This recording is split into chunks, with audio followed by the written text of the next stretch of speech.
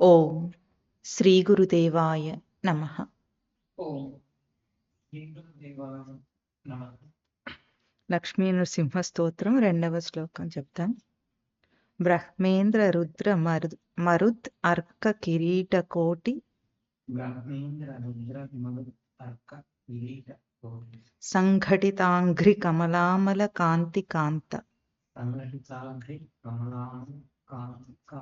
కమలామల కాంతి కాంత లక్ష్మీ లసత్ కుచ సరోరుహ రాజహంస లక్ష్మీ లసత్ కుచ సరోరుహ రాజహంస లక్ష్మీ నృసింహ లక్ష్మీ నృసింహ మమ దేహి కరావలంబం. మమ దేహి కరావలంబం. ఈ శ్లోకాన్ని ఈరోజు మననం చేయాలి.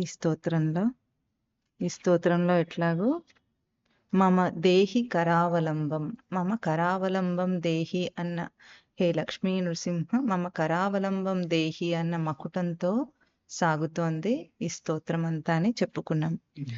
లక్ష్మీ నృసింహ అనే ఒక తత్వస్వరూపం అంటే సృష్టిలో ఏదైతే ఉనికి తన విరాట్ స్వరూపంతో వ్యాపించిందో ఆ స్వరూపం లక్ష్మీ నృసింహ స్వరూపం. అంటే ఒక మూల రచన.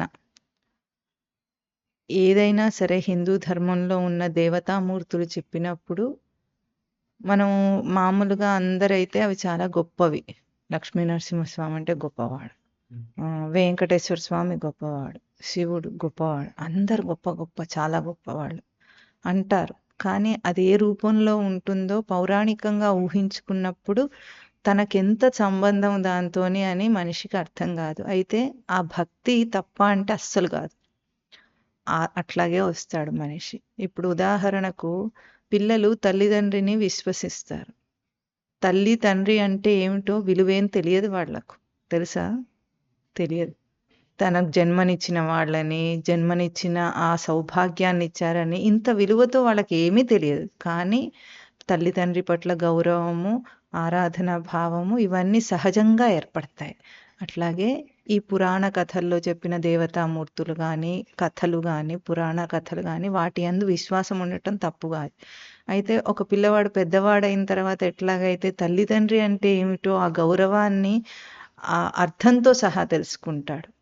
అదే గౌరవం చిన్నప్పుడు ఉంటుంది, పెద్దప్పుడు సంస్కారవంతులైన వాళ్ళకి పెద్దప్పుడు కూడా ఉంటుంది. ఎట్లా జన్మ విలువ తెలిసినప్పుడు ఆ జన్మనిచ్చిన తల్లిదండ్రి విలువ ఎంత బాగా తెలుస్తుందో అట్లాగే మామూలుగా దేవతలను ఆరాధించి భక్తి అనే పేరట ఏదో గొప్పగా ఊహించుకున్న ఆ స్థాయి నుండి జీవుడు ఎదిగి ఏం చేస్తాడు? ఇది సృష్టి రచనాంశం అని దర్శనం చేస్తాడు. అంటే ద్వైతంతో మొదలై అద్వైతానికి ఎదుగుతాడు వాడు. అట్లాగే వస్తారు మరి. కనుక ఆ ఆరాధనా భావం కూడా తప్పేం కాదు.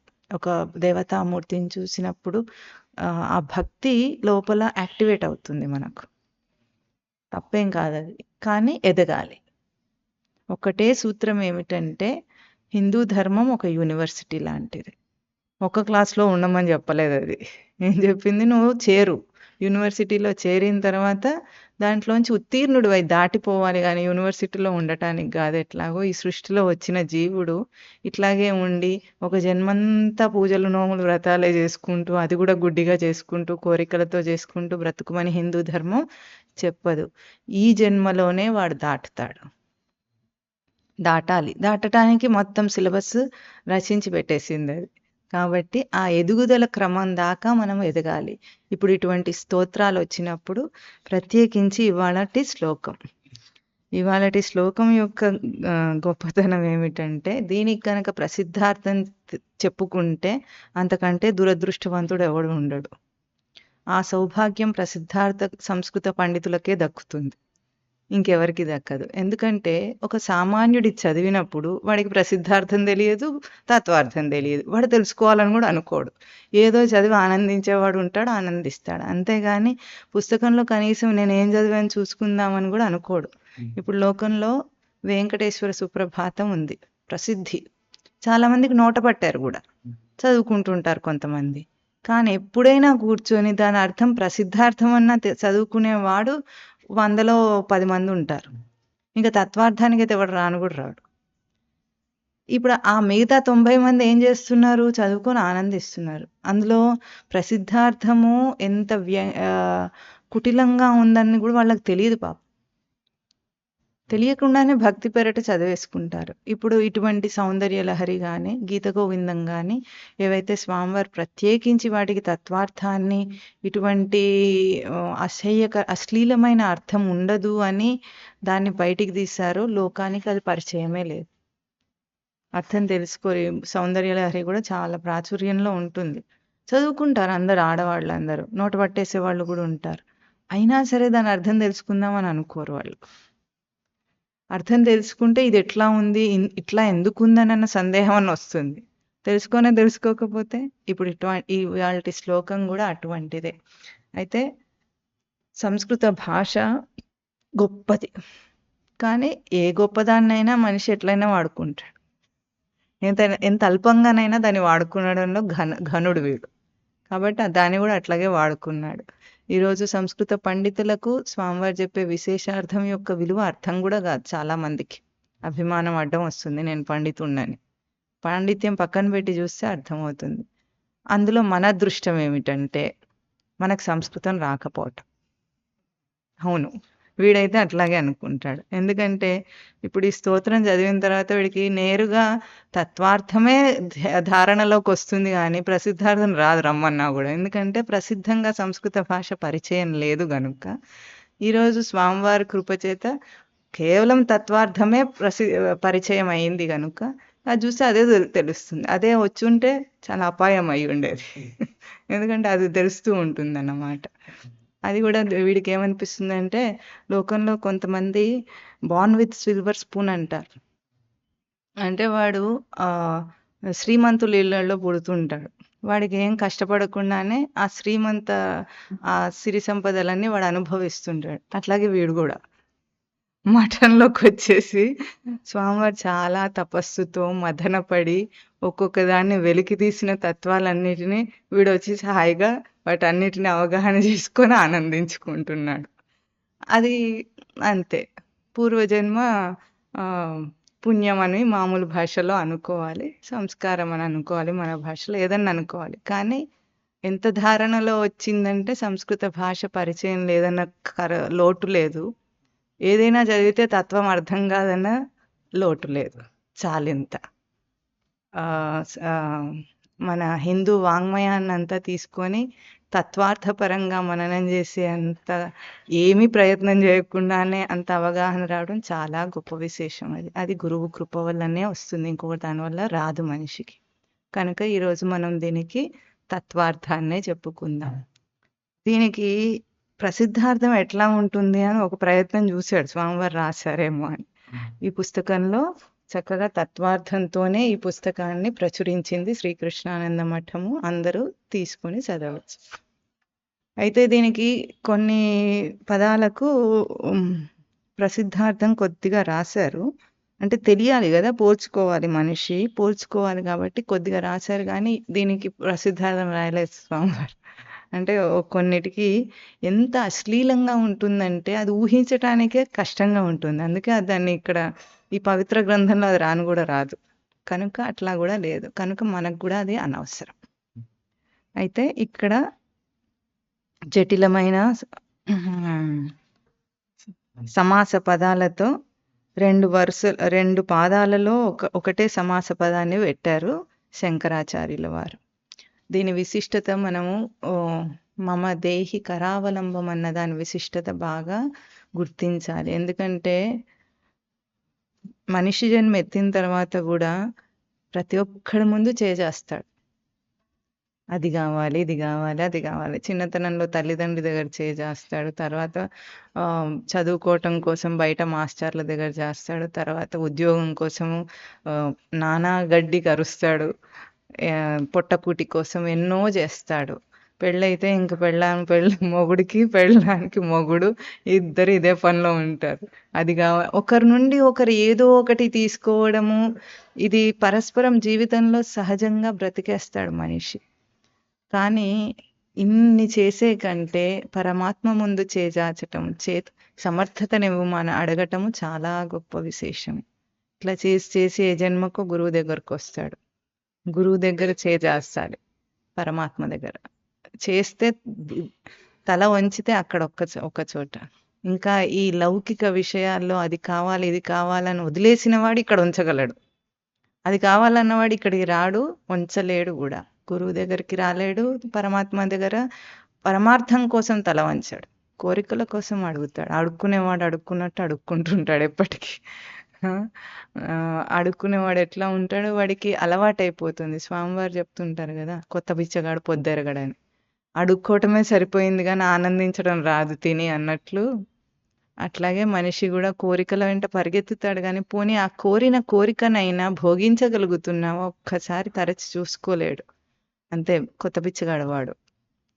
కనుక అట్లా కాకుండా ఒక్కసారే తల వంచి ఆ సమర్థ స్వరూపాన్ని, గురువు భగవంతుడు సమర్థ స్వరూపాలు అక్కడ తల వంచితే ఇంకా వాడిని ఏం చేస్తారంటే సమానం చేసుకుంటారు. గురువు సమానం చేసుకుంటారు, సృష్టితో సమం చేస్తారు. అది ఒక్కసారి జరగాలి. అది శంకరాచార్యులు చూపిస్తున్న మమ దేహి కరావలంబం. ఆ చేయూతనివ్వు, చేతనయ్యే సమర్థత నా చేతికివ్వు. నా కరములంటే చేష్టలు, చేతన ప్రవర్తన. దానికి లక్ష్మీ నృసింహ ఆ లక్షణాన్ని నాకు ప్రసాదించుమని మమ దేహి అని అడిగితే అక్కడ అడగాలి. ఇంకెక్కడ దేహి అని అడగకూడదు మనిషి. ఇంకెక్కడ అడిగినా ఇరుక్కుంటాడు, కర్మబంధంలో ఇరుక్కుంటాడు. అడుక్కున్నాడు కదా, అనుభవించాలి అప్పుడు. అందుకే ఏది అడగకూడదు. సృష్టిలో ఏదైనా మనం అనుకుంటే జరుగుతుందని మనం చెప్తాం తత్వం. కానీ ఒక స్థితికి ఎదిగిన తర్వాత జరుగుతున్న దాన్నే అనుకోవడం అనేది వాడికి తెలుస్తుంది. నువ్వేం అనుకుంటే జరగవు అని. సృష్టి జరుగుతుంది అంతే.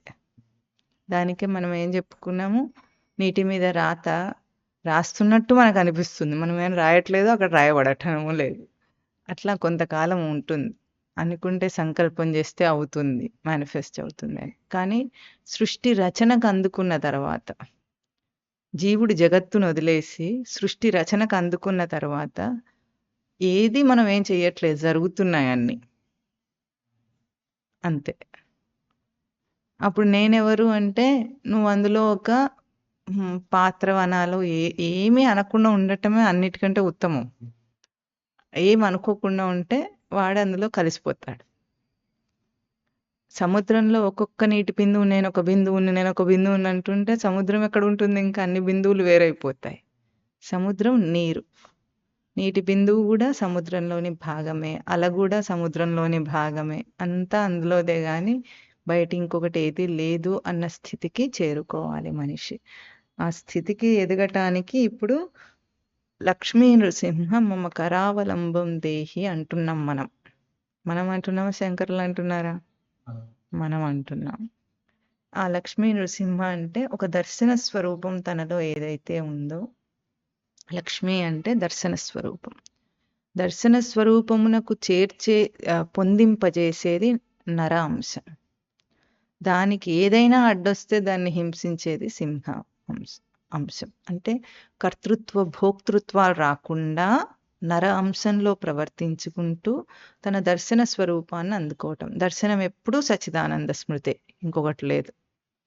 ఏ సినిమా చూసినా తెర మీద చూడాలి, అంతేనా? అంతే. నువ్వు మంచిదే చూడు, చెడ్డదే చూడు, ఏదన్నా చూడు, పెద్దదైనా చూడు, చిన్నదైనా చూడు, నువ్వు చూస్తే అది స్మృతిలోనే, సచ్చిదానంద స్మృతిలోనే దర్శనం జరుగుతుంది. నువ్వు జీవభావపు ఆరోపణ కల్పనలు చేసినా అది సచ్చిదానంద స్మృతిలో చేసుకుంటావు. అంతే. కనుక సచ్చిదానంద స్మృతియే ఆ లక్ష్మి అనే దర్శన స్వరూపం తనకు. దాని యందు పొందినది నర అంశం, రచనను పొందిన అంశం అది. అంటే ఈరోజు మనము ఏదైనా ఒక ఇవి వస్తువులు ఏవైనా కొనుక్కున్నప్పుడు దాని రచన ప్రకారంగా అది ఎట్లా పనిచేస్తుందో మనం కూడా అట్లాగే ఉన్నాం కదా. సృష్టి రచన ప్రకారంగానే ఉన్నాం. అవునన్నా కాదన్నా అన్వయ వ్యతిరేక న్యాయాల్లో కూడా నువ్వు వ్యతిరేకమైన అన్వయమైనా సరే రచననే అనుసరిస్తావు. ఇంత స్పష్టంగా ఉంటుంది. పెన్ను రాయటానికే ఉపయోగిస్తాం. అంతే కదా! దాని రచనకు విరుద్ధంగా ఇంకేమన్నా చేస్తామా దాన్ని? చేయటానికి లేదు. అట్లాగే ఏది దేనికోసం రచింపబడిందో అది ఎట్లా ప్రవర్తిస్తుందో జీవుడు కూడా అట్లాగే ఉంటాడు. కేవలం తెలుసుకోవాలంతే. చీకట్లో ఉన్నప్పుడు ఎక్కడున్నామో, ఏం చేస్తున్నామో, మన చుట్టూ ఏముందో ఏం అర్థం కాదు. దీపం వెలిగితే స్పష్టం. ఒక్కసారి తేటతెల్లం స్పష్టం. అట్లా అంత స్పష్టం తెలుసుకోవటం అంటే. అన్నీ అర్థమైపోతాయి. ఇంకేమిటి సృష్టి ఏమిటి, రచన ఏమిటి, నేనెవరో అన్నీ. కనుక అది పొందిందే తన నరాంశం. పొందే ఉందది. కొత్తగా సంపాదించేది కాదు. ఈ స్పష్టత మాత్రం మనకు గురు సన్నిధిలోనే కలుగుతుంది. ఇంకెక్కడ కలగదు. అంతవరకు ముక్తి కూడా కావాలనుకుంటుంటాడు. ఏమిటి నీకిచ్చేది లేదు, నువ్వు తీసుకునేది లేదు. నిత్యముక్త స్వరూపమైన నీ స్వరూపం తేటతెల్లమవుతుంది. అది నరాంశం. సింహ అంశం ఏమిటి? అప్పుడప్పుడు మళ్ళీ కొన్ని సార్లు అనిపిస్తుంది కదా ఏమిటో ఈ జీవితం అని. అది రాకుండా వెంటనే దాన్ని మూసేయటం సింహాంశం. జీవుడు అని ఎప్పుడైనా ఇట్లా కొంచెం వస్తుంటే వెనకాల తుడిచేస్తుందన్నమాట అది. జీవుడు లేడు జిల్లేడుకాయ లేడు, జీవుడు లేడు జిల్లేడుకాయ లేడు అని చాలా ఆనందంగా ఉంటుంది. ఎందుకంటే నటిస్తూ ఒక్కోసారి పాత్రలో జీవిస్తాడు గదా! ఎంత నటన అంటే దీర్ఘకాల నటన అయినప్పుడు, ఇప్పుడు స్టేజ్ మీద ఎక్కాడనుకో, ఒక గంట సేపటికైతే వాడికి బాగా తెలిసే ఉంటుంది ఇది నటన అని. చాలా రోజుల పాటు ఒక నాటకంలో చేస్తుంటే కొంతకాలంకి అది అయ్యో! ఇది సత్యమేమో అని ఒక ఫీలింగ్ వస్తుంది. అంటే ఆ పాత్రలోని ఫీలింగ్స్ అన్నీ వీడికి ఎమోషన్స్ అన్నీ వస్తూ ఉంటాయి. అట్లా ఎప్పుడైనా వస్తే ఎవరికి? ఉత్తమ సాధకుడికి కూడా. అట్లా ఎప్పుడైనా వస్తే ఆ సింహ అంశం వెన్నంటూ ఉంటుంది.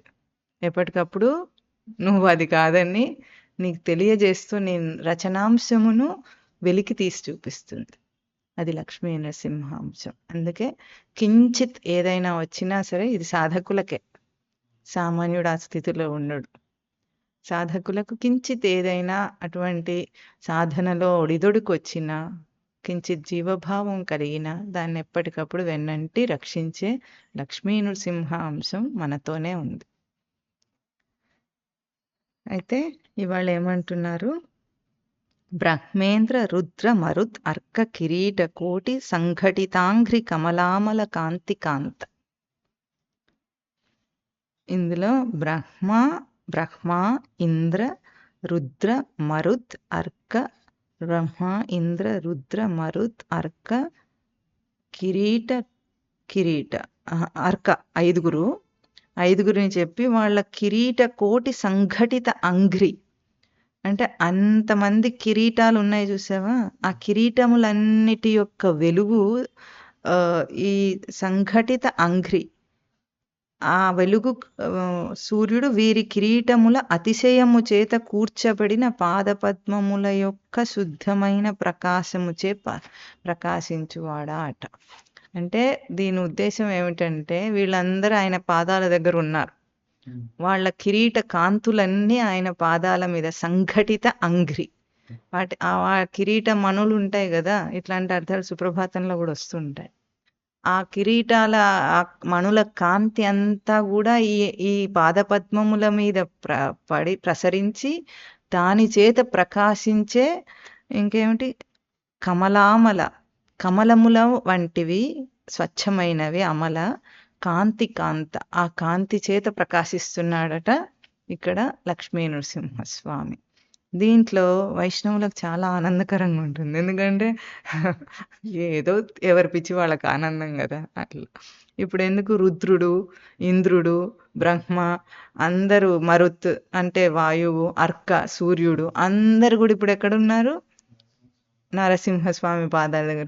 ఇప్పుడు శివుడు స్టేటస్ దిగిపోయింది కదా అని వాళ్ళకి ఆనందం అనమాట. అట్లాంటి పిచ్చి చేష్టలు భావాలు ఉంటే ఇంకా అంతే. ఏం చేస్తాం, ఆ క్లాస్ అట్లా చదువుకొని ఎప్పుడైనా ఎదుగుతారు వాళ్ళు కూడా.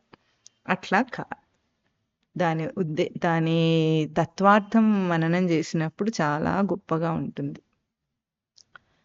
ముందు మనము ఈ విశేషణాలు ఎవరెవరు చెప్పారో వాళ్ళ పేర్లు పక్కన పెడితే కిరీటము అనే ఒక అంశాన్ని తీసుకుంటే, కిరీట శబ్దానికి క్రూ విక్షేపే ధాతు.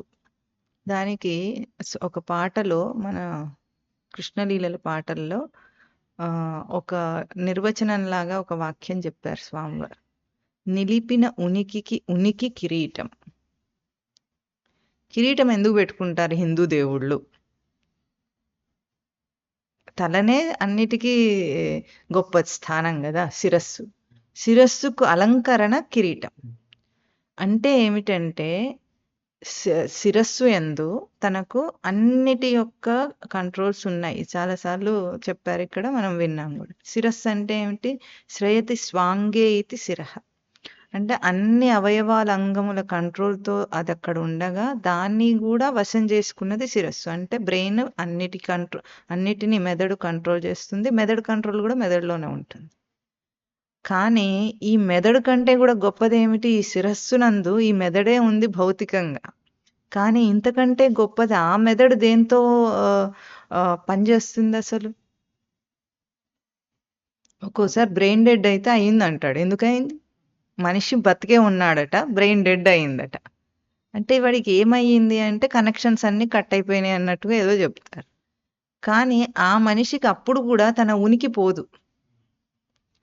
ఈ కాలంలో బ్రెయిన్ డెడ్ అయినప్పుడు ఇంకా వాళ్ళకి దాన్ని బాగు చేయటం చేత కాలేదు ఇంకా మెడికల్ సైన్స్కి. అప్పుడు ఏం చేస్తారు? అవయవాలన్నిటిని దానం చేసి మర్సీ డెత్ ఇచ్చేస్తారు వాళ్ళకి. అంటే వాడిని చంపేసి, అంటే వాడు ఇంకా బ్రతికే అవకాశం లేదని చెప్పి వెంటనే అవయవ దానాలు చేస్తారు. ఇంతవరకే డెవలప్ అయింది. దీనికి చాలా గొప్పగా అనుకుంటుంటాడు వాడు. కానీ అక్కడ జీవుడు ఉన్నాడు. ఆ జీవుడికి వాడు ఉనికిలో లోపం రాలేదు. అంటే నేనున్నాను అని మనకు దేహంతో ఎట్లా తెలుస్తుందో, దేహంతో ఎట్లా తెలుస్తుంది అనుకుంటున్నాం? ఈ బ్రెయిన్ కనెక్షన్స్ అన్నీ బాగున్నాయి కాబట్టి మనకు దేహంతో నేనున్నానని తెలుస్తున్నట్టుగా తెలుస్తుంది స్ఫురణ. కానీ మనకు దేహం లేకుండా కూడా అప్పుడు నేను ఉంటానని ఆ జీవుడికి తెలుస్తుంది. దేహంలోనే ఉంటాడు కానీ దేహం లేకుండా కోమాలో కూడా అదే పరిస్థితి. బ్రెయిన్ డెడ్ కాకపోయినా కోమా మనిషిని అట్లా చంపేయారు అనుకుంటా, ఉంచుతారు కొన్నాళ్ల పాటు ఇష్టం ఉన్నవాడు.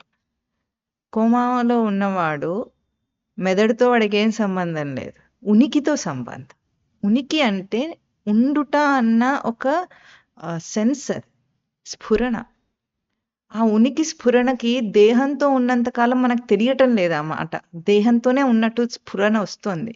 ఎవరైతే ధ్యానంలో కానీ నిద్రలో ధ్యానంగా తీసుకుంటారో వాళ్ళకి అర్థం అవుతుంది దేహం లేకుండా నేను ఉంటానని. అందుకే ఆ ఉనికిని నిలిపే చిహ్నంగా కిరీటం ఉంటుంది. నిలిపిన ఉనికికి ఉనికి. దేహంతో నిలిపిన ఉనికి కాదది, దానికే ఉనికి. అందుకు కిరీటం పెట్టుకుంటారు దేవతలందరూ. కిరీటం అంటే ఈ దేహ విలక్షణంగా నేనున్నాను అనే ఒక స్ఫురణ. విక్షేపే ధాతు కూడా, విక్షేపం అంటే ప్రేరణ, క్షిప ప్రేరణ. ఆ లోపల స్ఫురణ ఏది ఉందో అది దేహ విలక్షణమైనది, దేహానికే అలంకారం అది. అందుకు కిరీటం పెట్టుకుంటారు దేవతలందరూ. అంటే వాళ్ళందరూ గుర్తించిన స్థితిలో ఉన్నారు. తన ఉనికిని దేహం కంటే విలక్షణంగా గుర్తించిన స్థితి కిరీట ధారణ. ఇప్పుడు ఆ కిరీటంలోని మణులు, ఇక్కడ ఏం పదాలు వాడారు చూసుకుందాం. కిరీటకోటి సంఘటితాంఘ్రి. అటువంటి మణుల చేత కోటి కిరీటాల కాంతెట అది. కోటి కిరీటాలంటే ఇంకా అతిశయంగా చెప్పాలంటే ఏం చెప్తారు దేన్నైనా సరే?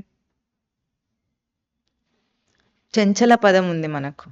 చంచలం అంటే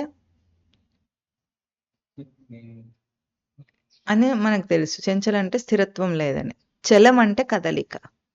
చంచలం అన్నప్పుడు అతిశయమైన కదలిక. రారాజు అని మన భారతంలో వస్తుంది.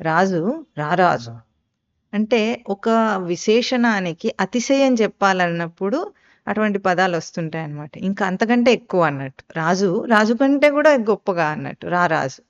ఇప్పుడు చలము కదిలేది, స్థిరంగా ఉండనిది. చంచలం అంటే అది అతిశయమైన చలం అన్నమాట. అట్లాగే కోటి అన్న పదం వాడినప్పుడు వాంగ్మయంలో అటువంటి అర్థం వస్తుంది. దానికి కుట కౌటిల్య ధాతువు కూడా ఉంది. కోటి అని చెప్పాలంటే జీవకోటి అంటారా? ఇంకా మన శంకరాచార్యుల ఏకశ్లోకి, అర్ధశ్లోకిలో కూడా ఏమొస్తుంది? యదుక్తం గ్రంథకోటిభిః అంటారు. అంటే కోటి గ్రంథాలే చదివారని అర్థం కాదు. అక్కడ మొత్తం అన్నిటినీ చెప్పటానికి ఆ కోటి పదం వాడుతుంది వాంగ్మయం. వాంగ్మయంలో వేదాల్లో కూడా కోటి పదం ఉంది మనకు. 33 కోట్ల దేవతలు అని. కోటి అంటే మన ఈ ఒకటి పక్కన సున్నాలు 7 సున్నాలు పెట్టుకున్న కోటి కాదు అది. ఏడేనా? ఆ కోటి కాదు. సంఖ్యావాచక కోటి కాదక్కడ. అన్లిమిటెడ్నెస్ని చెప్పాలంటే కోటి. అపరిమితమైనది చెప్పడానికి కోటి సంఖ్య వాడుతుంది. ఆ కోటి సంఖ్య ఎటువంటిదంటే ధాతువార్థం తీసుకున్నప్పుడు కుటిలం అన్నమాట. అంటే సంఖ్యావాచక దృష్టి లేదు అక్కడ ఆ పదానికి. మనం బాగా గుర్తించాలి. మనకేమైందంటే ఆ పదాలు ఈ కోటి అనగానే మనకు డబ్బులో కోటే గుర్తొస్తుంది, సంఖ్య కోటే గుర్తొస్తుంది. కాబట్టి ఆ భౌతిక అర్థం లేకుండా దాన్ని మించింది చెప్తుంది అక్కడ. అపరిమితత్వం చెప్తుంది కోటి పదం అక్కడ. అయితే ఇప్పుడు ఇది కిరీట కోటి అట. కిరీట కోటి సంఘటిత అంటే అన్నీ కూడింది. సంఘటితం అంటే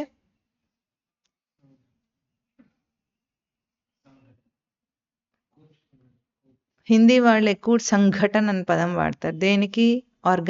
ఆర్గనైజేషన్కి సంఘటన అని వాడతారు వాళ్ళు. దానికి కూర్చిందని అర్థం అన్నమాట. మనం తత్వార్థం తీసుకున్నా కూడా సంఘటితం అంటే ఘట చేష్టాయ, సంఘటన జరిగింది అంటాం మనం. అంటే ఏమైంది? సంఘటనలో కొంతమంది మనుషులు ఇన్వాల్వ్ అయి ఉంటే కొంత విషయం అంతా కూర్చుంటుంది. ఒక సంఘటన ఎట్లా జరుగుతుంది సృష్టిలో అంటే ఏదో ర్యాండమ్గా జరగవేవి, మనకు అట్లా కనిపిస్తాయి. కానీ ఒక నలుగురు మనుషులు ఒక సంఘటనలో ఉన్నారు. ఉన్నప్పుడు ఎట్లా కూరుస్తుందంటే అసలు సృష్టి ఎంత అద్భుతంగా అనిపిస్తుంది ఆ దర్శనం చేసినప్పుడు. ఒక సంఘటనలో నలుగురికి బుద్ధి రావాలన్నమాట. ఎవరెవరి స్థాయికి వాళ్ళకి బుద్ధి వచ్చేటట్టు ఒక సంఘటన చేస్తుంది.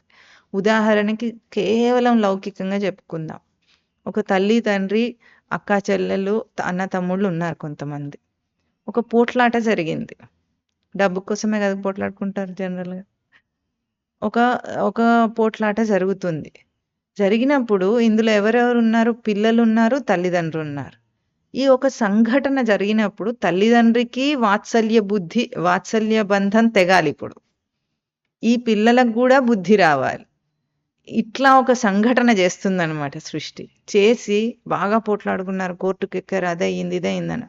ఇప్పుడు వీళ్ళ అందరి పోట్లాటలో ఎందుకు అట్లా సృష్టి దాన్ని రచన చేసిందంటే ఒక వాత్సల్యాన్ని తెంపటానికి అట్లా చేస్తుంది. ఎవరెవరికి ఎట్లా కావాలో అట్లా చేస్తుంది. అందులో ఎవరైతే ఇన్వాల్వ్ అయి ఉంటారో ఆ పాత్రలన్నిటికీ కూడా ఆ జీవులకు వాడి వ్యామోహం ఎట్లా ఉందో అట్లా తెంపాలి దాన్ని. అందుకే లోకంలో కుటుంబాల్లో కష్టాలు ఎందుకు వస్తాయంటే అన్ని సుఖంగా ఉంటే వాడికి ఏమన్నా అర్థమవుతుందా? చెప్పినా అర్థం కాదు. కాబట్టి అప్పుడప్పుడు సృష్టి కాస్త ఇట్లా కదిలిస్తుంది దాన్ని. కదిలించినప్పుడు ఒక సంఘటన జరుగుతుంది మనకు. ఏమైంది ఇక్కడ అంటే ఒక ఆర్గనైజేషన్లోనే అయ్యింది అనుకున్నాం. యాజమాన్యానికి పని వాళ్ళకి ఏదైనా భేదాభిప్రాయాలు వచ్చినాయి. ఎందుకు ఆ సంఘటన జరిగిందంటే ఈ సంఘటనలో ఉన్న అందరికీ కూడా వాళ్ళకి బుద్ధి రావాలి. ఎందుకు సంఘటనలు జరుగుతాయి? ఘట చేష్టాయాం అంటారు దాన్ని. ఒక చేష్టింపబడుతుంది అన్నమాట. ఒక నాటకం రచింపబడినట్టు అవుతుంది. ఎవరెవరు వాళ్ళకు కావలసిన అనుభవాన్ని దాని నుండి తీసుకుంటారు. ఇది సంఘటనం అంటే కూర్చబడింది అని అర్థం. కూర్చబడి ఒక ఘటనలాగా జరిగిందని అన్నమాట. ఎవరెవరో ఒక్కొక్కసారి ఎక్కడో వాళ్ళు వస్తారు. ఇప్పుడు మనం పాజిటివ్గా చెప్పుకోవచ్చు దీన్ని. ఒక మందిర నిర్మాణం చేస్తున్నాం అనుకుందాం. ఏదో ఒకరు సంకల్పం చేస్తారు చెయ్యాలని. దానికి కావలసిన పని వాళ్ళందరూ కూడా ఎక్కడెక్కడి నుండో కూర్చున్నట్టుగా వస్తారు. వాళ్ళు అందరూ అందులో పాత్రధారులు అయ్యారా లేదా? ఆ నిర్మాణంలో వాళ్ళ పాత్ర ఉంది. అంటే ఎవరెవరికి అక్కడ వాళ్ళ ప్రవర్తన చేయవలసి ఉందో వాళ్ళని అక్కడ సంఘటితం చేస్తుంది. ఇప్పుడు ఒక మఠం ఉందనుకుందాం. సాధకులు అందరూ వస్తారు. ఎక్కడెక్కడి నుండో వచ్చిన వాళ్ళు వీళ్ళందరూ ఏమయ్యారు? ఇప్పుడు ఆత్మబంధువులు అంటారు మామూలుగా లోకంలో. అంతేనా? లోకంలో ఈ సాంసారిక బంధం లేదు వాళ్ళకి. ఆత్మబంధువుల్లాగా ఒక సంఘటితం అయ్యారు. అయ్యి అందరూ మఠం కోసం పనిచేస్తున్నారు. ఇక్కడ ఏమైంది? ఇది కూడా సంఘటన. అంటే చేష్టా రూపంలోకి కూర్చబడిందనమాట ఇది. ఇట్లా ప్రవర్తనల కూర్పుగా ఉండేది ఈ సంఘటన అన్న పదం. సంఘటిత అంఘ్రి. ఇప్పుడు ఎట్లా ఉందట అంటే ఈ అంఘ్రి అంటే ప్రసిద్ధ అర్థం తెలుసా? పాదపద్మములని అర్థం. గురురంఘ్రి పద్మే అని దీంట్లో వస్తుంది, మన గురువాష్టకం శంకరాచార్యుల వారిది. శరీరం సురూపం తథావా కళత్రం యశశ్చారు చిత్రం ధనం మేరుతుల్యం మనశ్చేన్న లగ్నం గురోరంఘ్రి పద్మే తతః కిం తతః కిం తతః కిం. అంటే మనస్సు గురువు యొక్క అంఘ్రి పద్మే పాదపద్మముల యందు గనుక లగ్నం కాకపోతే, తగులుకోకపోతే ఇవన్నీ ఎందుకురా, ఏం చేసుకుంటావు? ఎంత మంచి రూపం ఉన్నా సరే, శరీరం సురూపం తథావా కళత్రం, వాడెట్లా అందంగా మంచి రూపం ఉందో కళత్రం అంటే భార్య కూడా అంత అందంగా ఉంది. యశశ్చారు చిత్రం, యశస్సు ఎట్లా ఉంది? దిగంతాల వరకు వ్యాపించిన కీర్తి ప్రతిష్టలు ఉన్నాయంట. ధనం మేరుతుల్యం, మేరు పర్వతం అంత ధనం ఉందట. అయినా సరే ఒకవేళ గురువు అంఘ్రి పద్మములయందు, అంఘ్రి పదం అక్కడ వాడతారు శంకరులు. అంఘ్రి అంటే పాదములని అర్థం.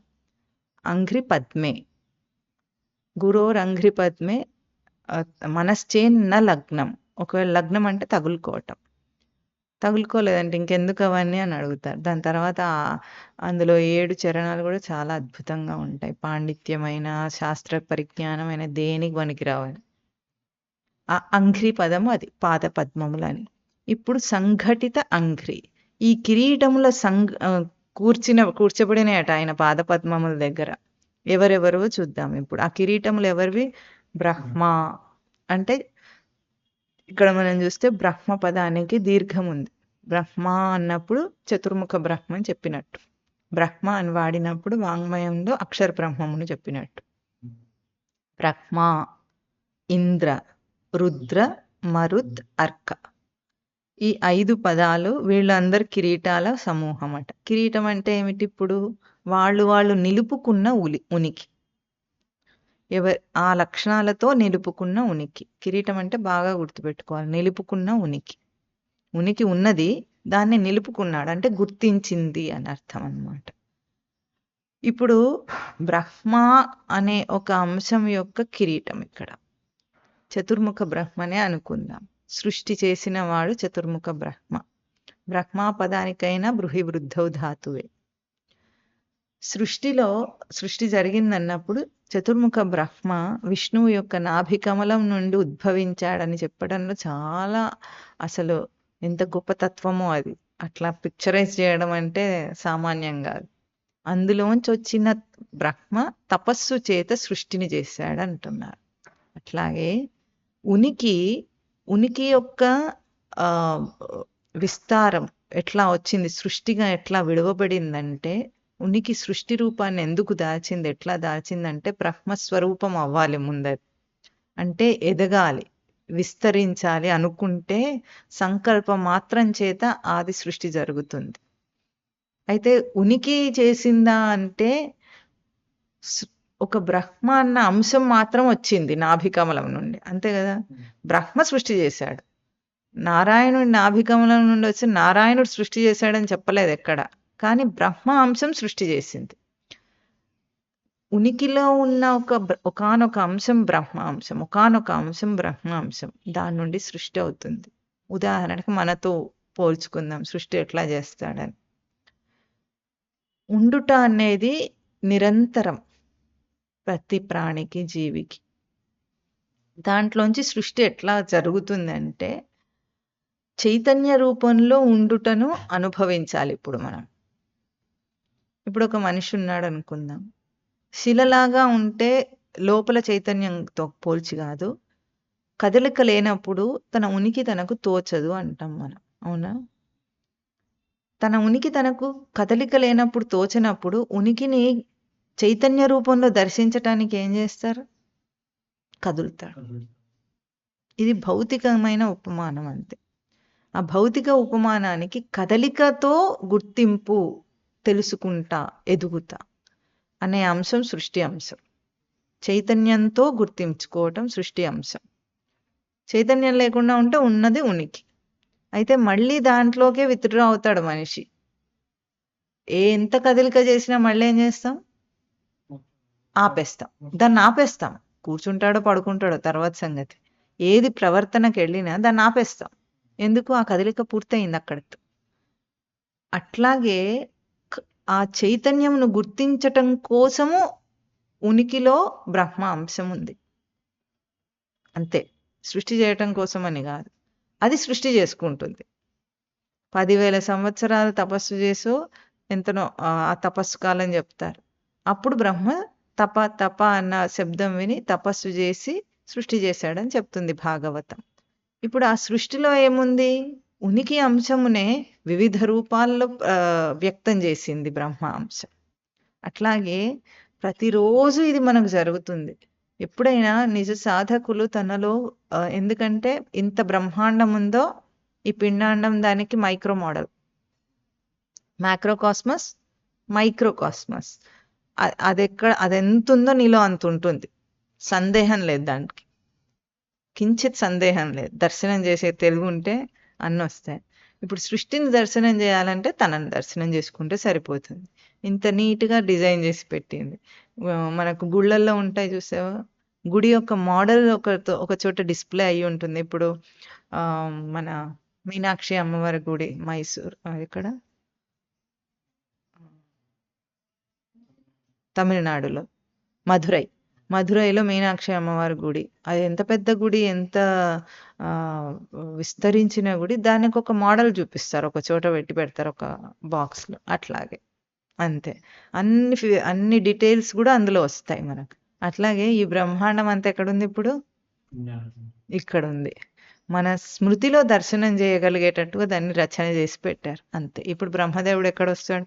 అక్కడ చూడకుండా బ్రహ్మదేవుడిని లోపలికి తెచ్చేసుకుంటే ఇప్పుడు తెలుస్తుంది. సృష్టి రోజు జరుగుతుంటుంది. అప్పుడు మనం ఎట్లా అంటే ఒక సంకల్ప మాత్రానికి ముందు తన స్థితిని చూడగలిగితే సృష్టి అర్థమవుతుంది. సంకల్ప మాత్రం జరుగుతుండటానికి ముందే ఏర్పాటు ఎట్లా ఉంది? మనస్సు సంకల్పం చేసింది అనుకుందాం. ఆ సంకల్పానికి ముందు, సంకల్పం అంటే స్పష్టమైన సమర్థత అని అర్థం. ఇది చేయటానికి ముందు బ్యాక్గ్రౌండ్ ప్రిపరేషన్, అంతఃకరణం అంతా ఉందా లేదా మనకు? ఆత్మ నుండి వచ్చిన అంతఃకరణం అంటే అహంకారము, చిత్తము, బుద్ధి, మనస్సు. ఇది రచింపబడిన తర్వాత దాంట్లో ఒక సంకల్పం వచ్చింది మనకు. అంటే అది చేయటానికి బ్యాక్గ్రౌండ్లో మనకి ఎంత తేజస్సు ఉందో ఒక్కరోజు ఒక్క ఆలోచనకు వెనుక మనం ఆలోచిస్తే తెలిసిపోతుంది. చెయ్యడు మనిషి వేగంలో. స్పష్టం. అది చాలా సులభం. చెయ్యడు అంతే. ఎందుకంటే అలవాట్లో లేదు వాడికి. బయటికి పరిగెత్తడమే అలవాటు చేసి ఉంది కాబట్టి అలవాటు చేస్తే సులభం. అది ప్రతి సంకల్పానికి వెనుక ఒక రచన పెట్టి ఆ రచన ద్వారా సంకల్పానికి అంత సమర్థత వచ్చింది. అదేమిటి? సచ్చిదానంద స్మృతి అనే ఒక వెలుగిచ్చి ఆ వెలుగులో అహంకారం అనే ఒక సెన్స్, నేను అన్న ఒక నేను ఉన్నాను అనే ఆ స్మృతి ద్వారా ఒక క్రమంలో వస్తుంది మనకు. ఇదే బ్రహ్మదేవుడు చేసిన సృష్టి. అది బాగా బయట కనిపిస్తుంది మనకు, ఇది లోపల ఉంటుంది. ఆ బ్రహ్మ, ఏ బ్రహ్మ అయితే ఇంత చెయ్యటానికి ఎట్లా అంత సమర్థత వస్తుంది? ముందు తన ఉనికిని తాను నిలుపుకుంటాడు. కిరీటం ఉంటుంది. కిరీట ధారణ అయిన తర్వాత అప్పుడు చేస్తాడు ఏది చేసినా సరే. అందుకే దేవుళ్ళు అనుకున్నవే అవుతాయి, మనం అనుకున్నవి కావనుకుంటారు. ఉనికిని నిలిపిన వాడు అనుకుంటే అవుతాయి. ఇప్పుడు ఏమైంది? ముందు తన ఉనికిని తాను గ్రహింపులోకి తీసుకొని దాన్ని ధరించి పెట్టి కిరీటధారణ అయ్యి, ఆ బ్రహ్మ యొక్క కిరీటము ఎక్కడుందట? లక్ష్మీ నృసింహ అంశం యొక్క పాద పద్మాల దగ్గర ఉంది. అంఘ్రి అంటే అఘిగతో ధాతు. అఘి రెండో అఘిగతో ధాతు. ప్రవర్తన రూపంలో ఉన్న సచ్చిదానంద స్మృతి రూపమే ఇదంతా కూడా. బ్రహ్మదేవుడికి ఎట్లా వచ్చింది ఆ ప్రవర్తన? సచ్చిదానంద స్మృతి యొక్క ప్రవర్తన రూపంతో వచ్చింది. సత్లక్షణమునకు ప్రవర్తన రూపం ఉంది, కేవలం ఉనికి రూపము ఉంది. అది ప్రవర్తన రూపంలోకి వస్తుంది, లేకపోతే పొటెన్షియల్గా తనలో తాను విత్డ్రా అయ్యి ఉంటుంది. ఇప్పుడు ప్రవర్తనా రూపంలోని అంశమును బ్రహ్మ యొక్క కిరీటం అట అది. ఇంకా ఎవరి కిరీటం కూడా ఉంది? ఇంద్ర. ఇప్పుడు ఈ బ్రహ్మ సంకల్ప మాత్రం చేసిన తర్వాత దాన్ని చేష్టారూపం చేయాలంటే ఇంద్ర అంశం కావాలి. ఇది పరమైశ్వర్యే ధాతు. మనలో చూడాలంటే సంకల్ప మాత్రము ఇంద్రియాలలో ప్రవర్తిస్తుంది. మనసులో ఉన్నది అట్లాగే ఉండదు కదా. మనసు ఎప్పుడు ఏం చేస్తుంది? ఇంద్రియాలను ఆటాడిస్తూ ఉంటుంది. ఆ ఇంద్ర శబ్దం ఎట్లా ఉంది? ప్రవర్తిస్తుందట, కానీ బయటికి వెళ్ళదట అది. ఇది పరమైశ్వర్య ధాతు ఏం చేస్తుందంటే నియమించి పెడుతుంది. అంటే మంచి ఉదాహరణ ఇంద్రియాలను అర్థం చేసుకోవాలంటే, ఇంద్రపదాన్ని అర్థం చేసుకోవాలంటే తలుపు ఏమిటి? ఎగ్జిటా ఎంట్రన్సా? అంతే. అయితే లోపల ఉన్నవాడికి దాని ఎంట్రన్స్తో పని లేదు, బయట ఉన్నవాడికి ఎగ్జిట్తో పని లేదు. అంటే మనం లోపల బయట 2 చోట్ల ఉంటామా? తిరుగుతూ ఉంటాం, వేరే సంగతి. కానీ ఇక్కడ ఉన్నప్పుడు మనకది బయటికి ఎగ్జిట్, అక్కడ ఉన్నప్పుడు ఎంట్రన్స్. ఎన్నిసార్లు నువ్వు వెళ్ళొచ్చినా నీకు ఒక్క ఆప్షనే ఇస్తుంది అది.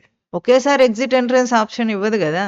నువ్వు అయితే మళ్ళీ దాని మీద గడప మీద నిలబడాలి, హిరణ్యకశిపుడు లాగా చచ్చి ఊరుకుంటాడు. మనం ఎన్నిసార్లు తిరిగి వచ్చినా సరే నీకు అది ఒక అవకాశాన్ని ఇస్తుంది. ఏం అవకాశము? నువ్వు లోపల ఉంటే బయటికి వెళ్ళే అవకాశం ఇస్తుంది, బయట ఉంటే లోపలికి వచ్చే అవకాశం ఇస్తుంది. అంతేనా? తలుపు అర్థమైందా? ఇప్పుడు ఇంద్రియం లోపల ఉంటే నువ్వు ప్రవర్తన చేసి చూసుకోవడానికి ఒక అవకాశం ఇస్తుంది, బయటికి విసిరి కొట్టుకున్నామంటే మళ్ళీ లోపలికి రావడానికి కూడా అదే ద్వారం అవకాశాన్ని ఇస్తుంది. అంటే ఏ ఇంద్రియాల ద్వారా బహిర్ముఖం అయ్యాడో వీడు, ఆ ఇంద్రియాలే ఇప్పుడు అంతర్ముఖం చేయిస్తాయి. అది ఎప్పుడు ఎటువంటి అవకాశము నిన్ను లోపలికి తీసుకొస్తేనే పూర్తవుతుంది. బయటికి వెళ్ళిన వాడు ఎప్పుడైనా ఇంటికి రావాలి కదా. వస్తాడా లేదా? మనం చేస్తున్నామా లేదా? మనం ఎందుకు వెళుతున్నాం వస్తున్నామంటే ఇందుకే, తెలియటానికి. నువ్వు ఎంత ఊరి మీద బలాదూరుగా తిరిగి వచ్చినా సరే రాత్రికి ఇంటికి రావాల్సిందే కదా. పూరి గుడిసి ఉన్నవాడైనా సరే, పెద్ద మేడ ఉన్నవాడైనా సరే, ఎట్లాగైనా సరే ఇంటికి చేరుకుంటారు. పక్షి కూడా గూటికి చేరుకుంటుంది. గూడు అన్నది ఎందుకంటే నీ స్వస్థానంను చూపిస్తుంది అన్నమాట. ఇప్పుడు ఇంద్రియం ఏం చేస్తుంది? ఏ సంకల్ప మాత్రం చేత బయటికి ప్రసరించాలనుకుందో ఇంద్రియం ద్వారా ప్రసరిస్తుంది. ప్రతి ఇంద్రియాన్ని చేష్ట తర్వాత మనం లోపలికి తీసుకుంటున్నాం. బాగా చూడాలి. చేత్తో ఏది పట్టుకున్నా ఏం చేసేస్తాం? విడిచేస్తున్నాం. మనకు పట్టుందా, విడుపు ఉందా? పట్టుకు నాణానికి 2 ఉన్నట్టు పట్టు విడుపు. నాణం పూర్తవ్వదు, ఒకవైపు ఉంటదానికి, నాణానికి పూర్తి రాదు. పట్టుకి విడుపు ఉంటుంది. అందుకే నువ్వు ఎన్ని పట్టుకున్నా చెయ్యి అదే చూపిస్తుంది. కన్ను ఎన్ని చూసినా మూసుకుంటుంది, చెవి ఎన్ని విన్నా చాలంటుంది, నోరు ఎంత వాగినా ఆపేస్తుంది. అంటే ప్రతిసారి నువ్వు బయట ప్రవర్తించినప్పుడు లోపలికి ఉపసంహారం అనేది అక్కడే ఉందా లేదా? అంటే అదేం చేస్తుంది? నిన్ను ఎంత బయటికి పోయినా సరే నియమించి లోపలికి తీసుకొస్తుంది. ఇది పరమైశ్వర్య అంటే.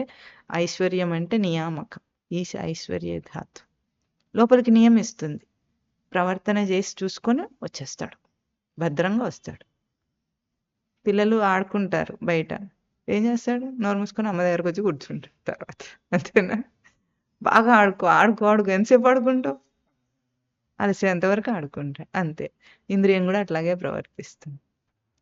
ఇప్పుడు ఇంద్రియం కూడా ఆ పొందిన ఉనికిని నిలుపుకుంది కాబట్టే మళ్ళీ దానికి వెనక్కి వచ్చే శక్తి ఉంది, లేకపోతే పోయేది అట్లాగే. ఉనికిని నిలుపుకుంది అంటే కిరీటం ఉంది. ఇంద్ర శబ్దానికి కూడా ఇప్పుడు ఏముంది? ఇంద్ర లక్షణానికి కూడా కిరీటం ఉంది. మన అన్ని ఇంద్రియాలు కూడా ఉనికిని నిలిపిన స్థానాలు అవి. మనని బహిర్ముఖం చేసి ఇంద్రియాలను ఈ భోగాల్లో పడేసి మననేం మోసం చేయట్లేదు. అవి మోసం చేస్తున్నాయని నువ్వు అనుకుంటున్నావు, అంతే. అనుకోవడమే దోషం కదా. ఎక్కడైనా రచన దోషం కాదు, అనుకోవటంలో దోషం. కాబట్టి ఇంద్రియాలన్నీ ఎట్లా ఉన్నాయి? నేను ఎంత లోపలికి, అందుకే రాత్రికి మొత్తం అంత ఛానల్ అంతా ఆఫ్ అయిపోతుంది. Power of. అన్ని ఇంద్రియాలు మొత్తం అంతా ఆఫ్ అయిపోతే చక్కగా మనం ఎంత హాయిగా ఉన్నాం. ఇది ఎందుకు ఉంది ఇంద్రియాలకి శక్తి? అది నిలుపుకుంది కాబట్టి, నిలిపిన ఉనికి, కిరీటం ఉంది దానికి.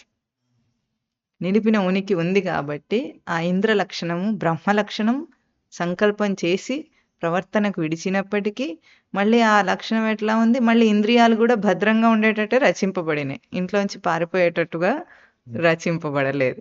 అది ఇంద్ర కిరీట. రుద్ర, రుద్ర శబ్దానికి ఇది కూడా వైష్ణవులకు ఆనందం కలిగించేది ఉంటుంది. రుధిర్ అశ్రు విమోచనే ధాతు అట. అశ్రు విమోచనం అంటే కన్నీళ్లు కార్చటం. ఇప్పుడు ఆయన ఏడుస్తున్నాడా ఏడిపిస్తున్నాడా అని ఇట్లాంటివి ఏం తీసుకుంటారో వాళ్ళు ఇష్టమైనట్టు, ఏడుస్తున్నాడని కూడా తీసుకుంటారు. ఎందుకంటే రుద్ర శబ్దానికి ధాతువు అది ఉంది కదా. ఆయన ఏడుస్తున్నాడట, కొంతమంది ఏమంటారు ఏడిపిస్తున్నాడట. ఇప్పుడు ఆయనకి ఏం పని లేదు మరి ఏడవటానికి ఏడిపించటానికి.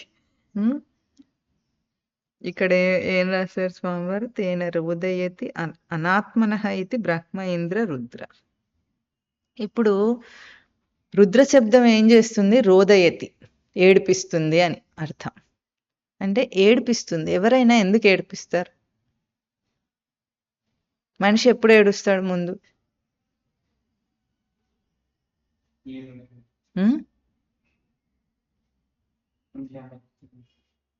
మామూలుగా ఆలోచించి చెప్పు, ఎప్పుడు ఏడుస్తాడు?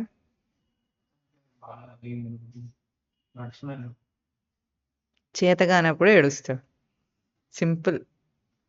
పిల్లవాడు ఏదైనా అడిగాడు, వాడికి ఏముంటుంది, రోదనాస్త్రం. వాడి అస్త్రం ఏమిటి? ఒక రోదనాస్త్రం. అంతెందుకు, పెద్దవాడు కాకముందే ఏదైనా అడగకముందే ఆకలి ఏం చేస్తాడు, పసిపిల్లవాడు పుట్టగానే రోదనాస్త్రం వేస్తాడు. వాడు రోదనాస్త్రం వేస్తే వాడికి ఏదో కావాలని తెలుసుకుంటుంది అమ్మ. ఆ పాలే కావాలో ఇంకేదన్నా కష్టం వచ్చినా వాడి దగ్గర ఉన్నది ఒకటే ఒక అస్త్రం, ఏమిటి? రోదనాస్త్రం. ఎందుకు ఏడ్చాడు వాడు? వాడికి ఏదో ఇబ్బంది వచ్చిందో, ఆకలేసిందో, ఏదో అయ్యింది, వాడు తీర్చుకోలేడు, చేతగానితనం. అందుకే ఏడవటం అంటే చేతగానితనం అని అర్థం. అది పసిపిల్లాడైనా పెద్దవాళ్ళైనా సరే. పెద్దవాళ్ళు ఎందుకు ఏడుస్తారు? ఎవరైనా చచ్చిపోతే ఏడుస్తారు. ఎందుకు ఏడుస్తారు? చేతగానితనం. ఈ ఏడవటంలో ఎప్పుడైనా పరిశీలిస్తే తల్లిదండ్రికి అర్థమవుతుంది, కానీ పరిశీలించరు తల్లిదండ్రులు. కానీ ఎప్పుడైనా పరిశీలిస్తే తెలుస్తుంది. ఏమిటంటే పిల్లవాడు ఏడవగానే ఏం చేస్తారు, తీసుకున్నా ఇచ్చేస్తారు, నువ్వు ఆపు ముందు. అట్లా వాడు ఏడుపు ఆపించడాలు ఉండవు. వస్తువు ఇచ్చే తీరుస్తారు కానీ ఏడుపు ఆపించటం అనేది ఉండదు. ఎందుకు చేస్తారంటే వీళ్ళకి కూడా చేతగాంతనమే కాబట్టి. వీళ్ళకి ఏం చేయాలో తెలియట్లేదు, డీల్ చేయాలి.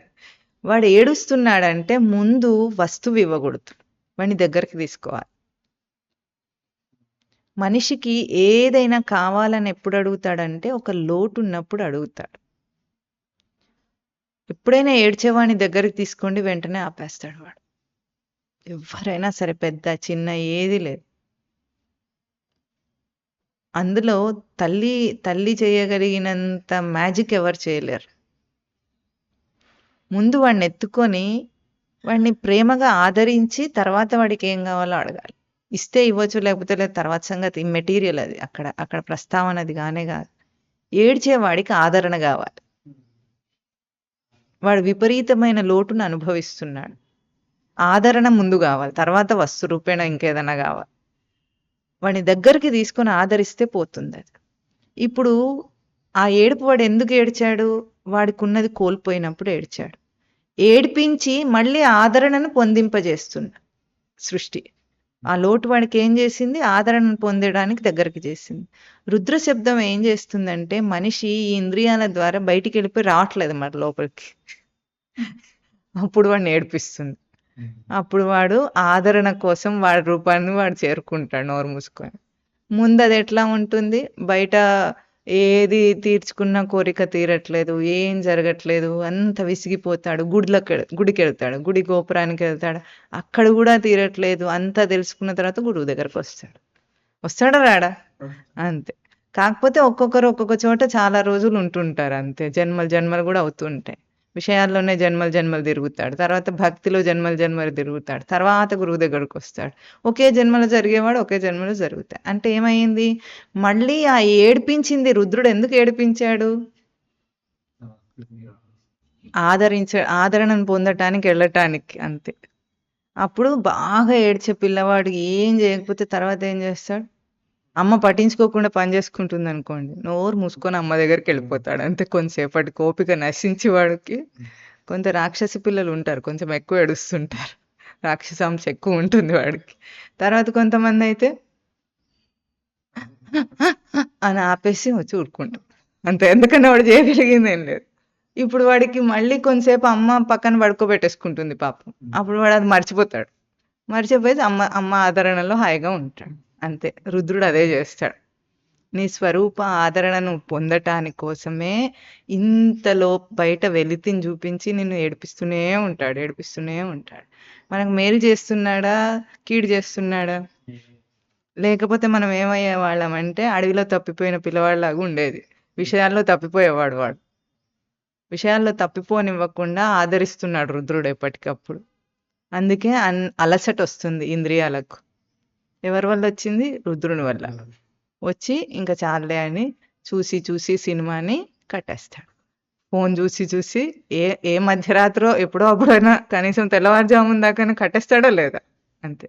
అప్పటికి కన్ను అలసిపోతుంది, వేలు అలసిపోతుంది, చూసి విని ఇవన్నీ అలసిపోయి అప్పుడైనా కట్టేస్తాడు. కట్టేయకుండా మాత్రం ఉండడు. అంత కెపాసిటీ ఎవరికి లేదు. ఒక ఛాలెంజ్ పెడదాం అనుకున్నాడు వీడు. ఒక్కొక్క భోగాన్ని ఇచ్చి, సరే భోగించు, కంటిన్యూస్గా భోగించు. అదేదో మన వంకాయ కూర ఉపమానం లాంటిది కాదు. ఇంకా సీరియస్గా భోగాలే ఇచ్చేసి ఆపావో చంపేస్తాం అలానే. సెల్ ఫోన్ చూస్తావా, చూడు. ఇంకా ఆపితే వేలు కట్టింగే, వేలు ఆపితే తెంపాల్సిందే. అప్పుడన్నా వాడికి అర్థమవుతుంది వద్దు అనేది ఎట్లా ఉంటుందో. వాడు చేస్తున్నది వాడికి తెలియట్లే. ఇది రుద్రుడి అంశం. రుద్రుడికి కూడా కిరీటం ఉంది. ఎందుకు రుద్రుడు అది చేయగలుగుతున్నాడు? ఉనికి నిలుపుకున్న వాళ్ళే ఇలాంటివన్నీ చేయగలరన్నమాట. ఉనికి నిలుపుకోకపోతే చేయలేరు. అంటే ఒకదాన్ని వశంలోకి తీసుకోవాలంటే తన వశంలోకి తాను ఉంటే దాన్ని తీసుకుంటారు. తన శిరస్సు వశంలోకి తీసుకొని అప్పుడు కిరీటం పెట్టుకుంటాడు. కనుక రుద్ర అంశానికి కూడా ఈ కిరీటం ఉందట. తర్వాత ఎవరు? మరుత్ అంటే వాయువు. మరుత్ శబ్దానికి మృణ్ ప్రాణత్యాగే ధాతు. ప్రాణత్యాగం అంటే చంపేస్తుందట. ఈ ప్రాణం అనేది మనం బాగా గుర్తించాలి. ప్రాణం ఎక్కడి నుండి వస్తుంది దేనికైనా?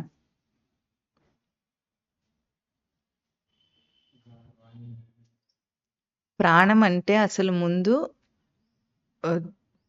ప్రథితేన నయతి, తను స్పష్టంగా పొందటం ప్రాణం. ఇప్పుడు ఒక పుస్తకం చదువుతున్నాం, మంచి ఉపమానం, పరమస్వామి వారు చెప్పే ఉపమానం. దీనికి మనం ప్రాణం పోస్తేనే చదవగలం, లేకపోతే చదవలేం. అంతేనా? అక్షరాలు ఇక్కడ నిర్జీవం, కానీ ఇవి సజీవమై ఒక అర్థాన్ని, భావాన్ని మనకి ఇవ్వగలుగుతున్నప్పుడు మనమేమనుకుంటాం, అసలు ఎంత బాగుంది శ్లోకము. శ్లోకం బాగానే ఉంటుంది, కరెక్టే, ఎంత ఆనందం కలిగింది చదవగానే.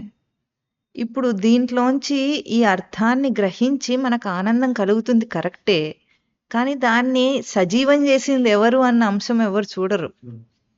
ఎవరు ఆనందాన్ని అనుభవించడానికి దీన్ని చదివినవాడు? నా ఉనికిని, నా చైతన్యాన్ని దీనికి ఇచ్చి దీన్ని చదివి దాని నుండి నేను ఆనందాన్ని పొందాను. కానీ అంతకు ముందే నా దగ్గర చైతన్యం ఉందా లేదా? దీనికి ఇచ్చిందైనా సరే, దేనికి ఇచ్చిందైనా సరే ఉనికి, ఇది ఆనందం అని నువ్వు దేన్నైనా అంటే దాన్ని నువ్వు గ్రహించావు అక్కడి నుండి. అది జడ పదార్థం. సృష్టిలో ప్రతి జడ పదార్థానికి మనం ప్రాణం పోసి దాని నుండి తీసుకుంటాం. ఎంతవరకు ఇట్లా చేస్తాం? ఎన్నిటికి ప్రాణం పోస్తాం? ఇట్లా ప్రతిదానికి పోస్తూనే ఉంటాడు. తనలో తాను సంతృప్తి పొందేదాకా ఇంక ఇదే పని వాడికి. విషయానికి ప్రాణం పోయాను, దాని నుండి ఆనందం తీసుకున్నాను అని అనుకోవటం. ఇచ్చిందే నువ్వు, దానికి ప్రాణమే లేదు ఎప్పుడు. ఇప్పుడు ఈ ప్రాణ త్యాగం చేయిస్తుంది మరుత్ అంశం. మరుత్ అంటే గాలి శుష్కింపజేస్తుంది అంటారు. శుష్కింపజేస్తే ఎండగొట్టేస్తుంది అన్నమాట. ప్రతి విషయాన్ని మనం ఏం చేస్తామంటే దానికి నీళ్లు పోసి చిగురింపజేసే ఎట్లా ప్రయత్నం చేస్తామో ప్రతి విషయాన్ని టేకప్ చేస్తాం. టేకప్ అంటే అర్థమైంది కదా, చేపడతాం. చేపట్టి దాంతో తైతక్కలాడి దాని నుండి ఆనందాన్ని పొంది ఒక పార్టీ ఆర్గనైజ్ చేస్తారు. ఏం చేస్తారు అక్కడ? నలుగురు కూడతారు. ఆ నలుగురు కూడి ఏదో డీజేలు బీజేలు పెట్టుకొని డాన్స్ చేస్తారు. ఈ కూడిన నలుగురు డాన్స్ చేయటం వల్ల ఆనందం వచ్చిందా? ఆ పార్టీ అంటే ఏమిటది? వీళ్ళందరి చైతన్యమే కదా అక్కడ ఉన్నది. వీళ్ళందరూ అలసిపోయిన తర్వాత ఏమవుతుంది? ప్రాణత్యాగం అయిపోతుంది. అంతేనా? పార్టీకి ప్రాణత్యాగం అయిందా లేదా? అట్లా ఎన్ని విషయాలకు వీడు ప్రాణం పోస్తుంటాడు. నువ్వేం చేసినా ప్రాణం పోసే పోయాలి. మన ఊపిరిని దానికి ఇవ్వాలి. ఈ మాట వివేకానందుడు వాడతాడు. We breathe in our airs into that. ఏదో వాక్యం సరిగ్గా గుర్తులేదు కానీ ఆ ప్రాణం మనము దాన్ని ప్రాణం పోసి ఊపిరిచ్చి అప్పుడు దాన్ని సజీవం చేస్తాం. చేసి ఆ తర్వాతనే మనం అనుభవించగలం. దీన్ని మరుత్ ఏం చేస్తుందంటే ఎండగొట్టేస్తుంది. అది కాదురా నాయన, నీ ప్రాణం అక్కడ లేదు నీ దగ్గర ఉంది, అక్కడ లేదు నీ దగ్గర ఉంది, అక్కడ లేదు నీ దగ్గర ఉంది అని చెప్తూ ఉంటుంది. ఇప్పుడు మనం ఎంత సజీవమైన అంశం ఒక్కసారి గుర్తించండి. అన్లిమిటెడ్గా మన దగ్గర చైతన్యం ఉంటే కదా ఇన్ని విషయాలకు మనం ఇస్తున్నాం ఉనికిని. అది అయిపోవట్లేదు ఎప్పటికీ. ఇది ఏమంటారు మనం, పెట్రోల్ ఇంధనంలాగా అది అయిపోవట్లేదు. దాన్ని రీఫిల్ కూడా చేసుకోవట్లేదు. ఎప్పుడు మనం చేస్తున్నామా? ఏం చెయ్యకుండానే నువ్వు ఏదేది కావాలంటే దానికి చైతన్యం ఇచ్చి దాన్ని ఆనందిస్తున్నావు. దాని ప్రతి పదార్థాన్ని, ప్రతి విషయాన్ని, ప్రతి వ్యక్తిని నీ ఉనికి చేత చైతన్యవంతం చేసి కదా అంత ఆనందిస్తున్నావు. దీన్ని ఎండగొడుతుంది గాలి ఎప్పటికప్పుడు. అది అది దానిది కాదు, నీదే. చూసుకో, దాని చైతన్యం వల్ల నువ్వు ఆనందించటం లేదు, నీ వల్ల. ఇది ఎప్పటికప్పుడు చేయిస్తుంది. రుద్రుడు అదే పని చేస్తున్నాడు, మరుత్ కూడా అదే పని చేస్తుంది. ఎంత రక్షణ ఉంది మనకు, కట్టుదిట్టం ఉంది, ఉందా లేదా? ఇంత సెక్యూరిటీలో ఉన్నాం మనం. సృష్టి యొక్క రచన సెక్యూరిటీ. ఇంత సెక్యూరిటీ ఉండగా వీడు చెడిపోతుంటాడు. కానీ చెడిపోవటం కూడా నిజం కాదు. వాడు చెడిపోడు, వాడు బాగే పడుతున్నాడు. వాడు కోర్స్ చదువుకుంటున్నాడు. వాడు తర్వాత మరుత్ ఏం చేసింది? శుష్కింపజేసి ఆ ప్రాణాన్ని, నువ్వు ఇచ్చిన ప్రాణాన్ని తీయించేసి నీ ప్రాణం నీకు ఇచ్చింది. తర్వాత అర్కుడు అంటే సూర్యుడు. అర్క శబ్దంతో చెప్తే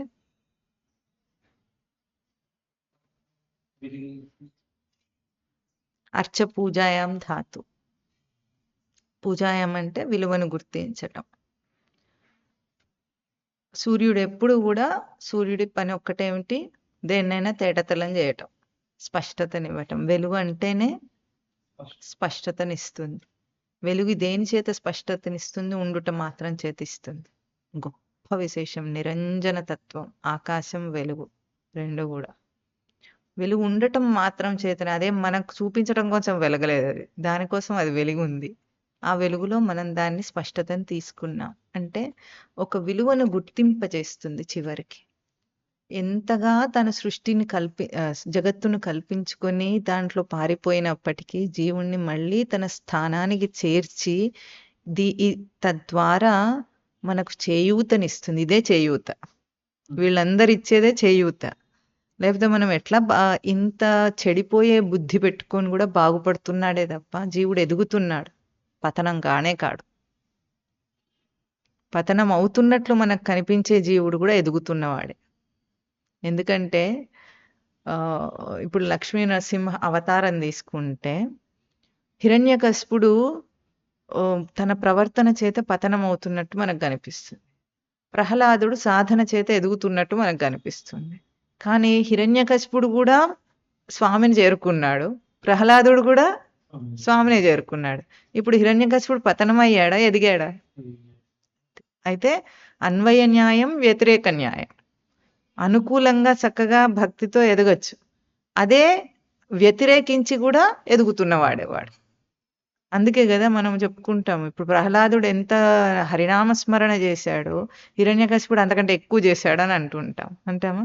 అంటే వ్యతిరేక భావనలో కూడా తన స్వరూపాన్నే స్మరిస్తున్నాడు. ఎంత స్వార్థపరుడు అయ్యాడంటే నాకే నాకే నాకే, ఆ నాకే అన్న అంశంలో లౌకిక భావాన్ని తీసి నేనుకు చేర్చేస్తుంది సృష్టి వాడిని. నేనుకే నేనుకే నేనుకే అంటాడు, అప్పుడు స్వరూపానికి చేరుకుంటాడు. భోగం ఎవరి కోసం? నాకు. భోగం అంటేనే ఆనందం కోసం తపన, అంతే కదా. భోగం అంటే ఆనందం కోసమే తపన, భోగం కోసం తపన కాదు. ఆనందం లేకపోతే భోగం అక్కర్లేదు కదా వాడికి. సిగరెట్ తాగితే ఆనందం వస్తే సిగరెట్ తాగుతాడు, కానీ దుఃఖం వస్తే ఎందుకు తాగుతాడు? అప్పుడు వాడు సిగరెట్ తాగినవాడా, ఆనందాన్ని కోరినవాడా? అంతే. ఎంత భోగంలో విచ్చలవిడిగా విలాసంలో వాడు వెళ్తున్నాడు, ఆనందం కోసమే చేస్తున్నాడు వాడన్ని. సృష్టి ఏం చేస్తుంది? నువ్వు అడిగిన ఆనందం నీకు ఇచ్చేటట్టు చేస్తా, భోగాలన్నీ తీసేస్తా అంట. భోగాలన్నీ దూరం అవుతాయి, ఆనందాని కోసం వాడు దగ్గరకు వస్తాడు. అందుకే చాలా భోగాలు అనుభవించిన వాళ్ళకి విరక్తి వస్తుంది. నడమంత్రపు సిరి వాళ్ళకి రాదు, కానీ వాళ్ళకి అందులో ఏం లేదని తెలిసిపోతుంది. భోగం వదిలేశాడు, ఆనందం కోసం తపన, నాకే నాకే నేనుకే అన్న స్థితికి దగ్గర అవుతున్నాడు. సృష్టి రచన వాడు ఎదుగుతున్నవాడే, మనకేం చింతొద్దు. పతనం అవుతున్నాడని అనుకోవటము, పతనం కూడా ఎదగటానికే సోపానం అవుతుంది వాడికి.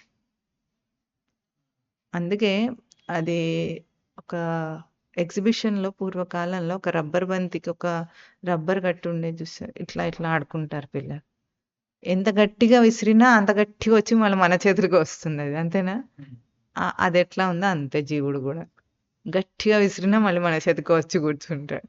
స్వరూపాన్ని అందుకోకుండా ఉండడు. సృష్టి చేయూతనిస్తుంది దానికి. ఇదంతా స్వామి యొక్క లీలా ఆట. వాడు ఎందుకు వెళ్ళిపోయాడు, ఎందుకు వచ్చాడు? వెళ్ళను లేదు, రాను లేదు. ఇది సృష్టి యొక్క లీలా ఆట. ఇవన్నీ అంశములు ఏవైతే చేస్తున్నాయో అవన్నీ కూడా ఎట్లా ఉన్నాయి? కమల అమల. కమలం అంటేనేమో పద్మం, అమలం అంటేనేమో మురికి లేనిది, మలం అమలం. కమల అమల కాంతి కాంత. సృష్టి యొక్క స్వామి యొక్క కాంతి ఏమిటంటే సృష్టి రచన అంతా స్వామి యొక్క కాంతి. ఉదాహరణకు దేవుళ్ళకి వెనక ఆరాగిస్తాము మనం, ఆ ప్రకాశం స్వామి యొక్క కాంతి. అట్లా మనం అరా రూపంలో చూపిస్తున్నాం. అదే సృష్టి, ఉనికికి సృష్టి అర, దాని రేడియేషన్, ఆ కాంతి అట. ఏం సృష్టి రచన? ఈ సృష్టి అంతా ఉనికి యొక్క రచన చేత అరాలాగా, అంటే రేడియేషన్ అన్నమాట, ప్రసరిస్తుంది. అది కాంతి కాంత. అటువంటి ఆ రచనాంశమును స్మరించి మనిషి బయటపడతాడు. ఇప్పుడు దీనికి ప్రసిద్ధార్థం చెప్పుకుంటే, ఏ లక్ష్మీ నరసింహస్వామి ఇంత గొప్పవాడంటే, వీళ్ళందరూ ఈ 5గురు దేవతలు ఎవరైతే వాళ్ళ కిరీటాలతో సహా ఈయన పాదపద్మముల దగ్గర ఉన్నారని అనుకొని మనము ఆయన అంత గొప్ప దేవుణ్ణి మనం ఇప్పుడు శరణ పొందుతున్నామని అనుకుంటే, అనుకున్నప్పుడు కూడా ఒక దేవతాంశ కంటే ఉన్నతమైన ఇంకొక అంశంను మనం ఊహిస్తున్నాం, అవునా? వీళ్ళు ఎక్కువ తక్కువ అని కాదు, వీళ్ళందరికంటే కూడా ఇంకా వీళ్ళనే శాసించగలిగిన ఒక స్వామి అని అనుకున్నప్పుడు కూడా ఒక అతీత స్వరూపాన్ని మనం ఆరాధన చేస్తున్నాం అక్కడ. ఇక్కడ అట్లా చూడటం కంటే కూడా ఈ తత్వార్థం మనం చూసినప్పుడు మనిషి, రచన, సృష్టి, తన తేజస్సు, వీటన్నిటికీ అతీతమైన ఒక స్వరూపం ఉంది. రచనలో మనిషి గొప్పవాడు కాదా? సృష్టి రచనంతా కూడా ప్రవర్తనకు తీసుకురాగలిగినంత గొప్పవాడు మనిషి. కానీ ఈ ప్రవర్తన చేయటం కంటే గొప్ప కూడా దానికి అతీత స్వరూపము ఆధారమైంది దీనికంటే గొప్పది. అంటే మనం బయట ఏదైనా చేసి తెలుసుకోవటం కంటే గొప్ప విశేషం ఏమిటి? చేయకుండానే ఉనికిలో నిలవటం. అంటే ప్రవర్తనకు అతీతమైన స్వరూపం. అది అందుకోవటం కోసం ఈ ప్రవర్తన, కానీ ఇందులో ఇరుక్కోవటం కోసం కాదు. సాధకుడు గుర్తించాలి విషయం. మనం చేసే సాధనలో శ్రవణ మనన నిధిధ్యాసనలు కానీ, శమము దమము ఉపరతి తితీక్ష అనే ఈ సాధన చతుష్టయ సంపద కానీ, సాధన కర్మగా చేసే కర్మలు కానీ, నియమానుష్ఠాన జీవితం కానీ, ఇవన్నీ దీన్ని దాటడానికి. దాటితే ఉనికిని అందుకుంటాడు, దాటకుంటే అందులోనే తిరగాడుతుంటాడు. అందులో ఉనికి దర్శనమే చేయొచ్చు కాక అయినప్పటికీ దాటాలి. ఆ దాటటానికి చేయూతనిచ్చే అంశమును మనము లేపే దీంట్లోంచి అని అడుగుతున్నాం. సాధన కూడా ఒక సిద్ధస్థితి కాదు కదా, స్వతసిద్ధం కాదు. సాధన ప్రయత్నం. సాధన అంటేనే ప్రయత్నం. ఇప్పుడు మనం ఏం చేయాలి? ఈ ప్రయత్నంలోంచి దర్శనం చేసి బయటపడాలి. దానికి చేయూతను అడుగుతున్నారు ఇక్కడ శంకరాచార్యుల వారు. ఏ అతీత స్వరూపం ఆధారమై ఉందో ఆ అతీత స్వరూపం యొక్క చేయూత వల్లనే మనం బయటికి వెళ్తాం. అంటే మామూలు భాషలో సింపుల్ వాక్యంలో చెప్పాలంటే, భగవంతుణ్ణి ఆరాధించి భగవంతుని ఆ స్వరూపాన్ని తాను పొంది తన స్వరూపాన్ని విడిచిపెట్టేస్తాడు. ప్రయత్నం చేసే తన స్వరూపం వదిలేసి భగవంతుడనే సమర్థ స్వరూపమే తానవుతాడు. భక్తుడు ఉండడే, ఇంకా వెతికేవాడు ఉండడు. ఇది సృష్టి యొక్క పూర్ణ స్వరూపానికి చేరుకునే స్థితి. ఇంకా సృష్టినా అంటే సృష్టిలోనే మాట్లాడతాం ఈ బోధలని. మునిగిలో బోధలు ఉండవు, సృష్టిలోనే బోధ ఉంటుంది.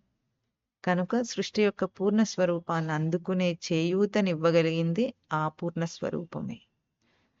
అటువంటి ఈ రచనకు సహకరించే అంశాలన్నిటినీ కూడా ఇక్కడ ప్రస్తావన చేశారు. మనం ఎట్లా బయటపడుతున్నామో మనం వివరించి చూసుకున్నాం అంతే. ఇక్కడ అంటే ఒక్కొక్కసారి ఆశ్చర్యంగా ఉంటుంది. ఏమని, ఏదీ తెలియని తనకు ఇప్పుడు ఇదంతా ఎట్లా అర్థమైంది?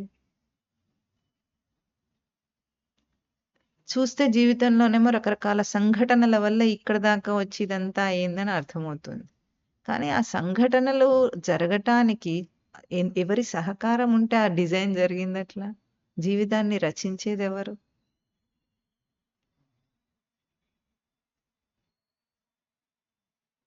ఏం చేస్తే ఇప్పుడు ఇవన్నీ అవగాహన అయినాయి? ఒకప్పుడు ఏమీ తెలియని ఒక సామాన్య స్థితి ఉంది కదా, తెలుసుకున్న సాధకుడికి తెలియని సామాన్య స్థితి నుండి ఇక్కడికి రావటానికి ఒక డిజైన్ డ్రైవ్ చేసినట్టు తెలియట్లా? ఎన్ని సంఘటనలు కల్పించింది ఆ రచన, ఇంతదాకా తీసుకొచ్చి ఉంచి సాధన చేయించి ఇప్పుడు అంతా అర్థమయ్యేటట్టు చేసి దాన్ని గ్రహింపుకు తీసుకొని వ్యక్తం చేయగలిగే స్థితి ఎట్లా వచ్చింది? ఒక సృష్టి బ్యాక్గ్రౌండ్లో పనిచేస్తుంది రచన. ఇంకా తన వీడేవాడు ఇంకా రచనలో. అందుకే భగవద్గీత శ్లోకం ఎట్లా, యంత్రారూఢాని మాయయ. మాయ అన్న పదం వాడినా అక్కడ యంత్రారూఢాని. ఎట్లాగూ అందరం సృష్టి యొక్క రచనలో దాని డిజైన్లో ఇమిడి ప్రవర్తిస్తున్నాం. ఎవరెవరు ఏం చేయాలో అదే చేస్తుంది, మనం ఏం చేయట్లేదు. ఊరికే మనం సంకల్పం చేసాం, అది చేసాం, ఇది చేసాం అని తిక్క కాకపోతే నువ్వేం చెయ్యవు.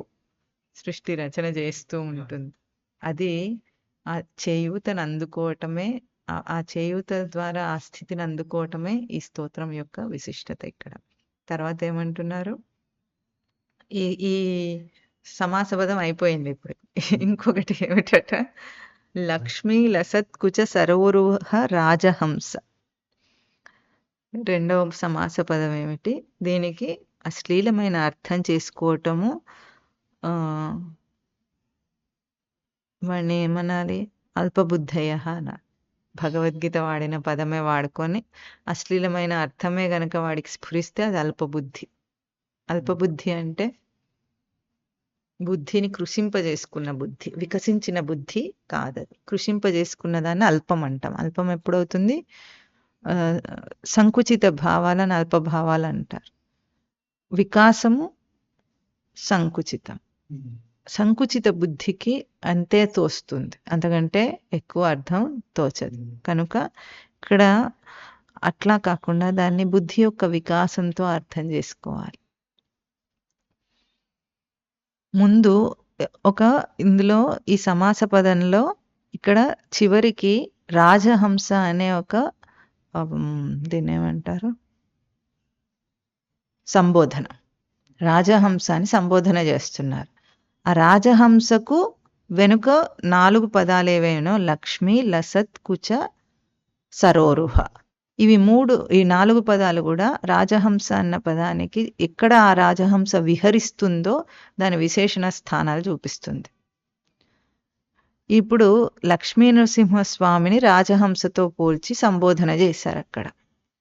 రాజహంస అంటే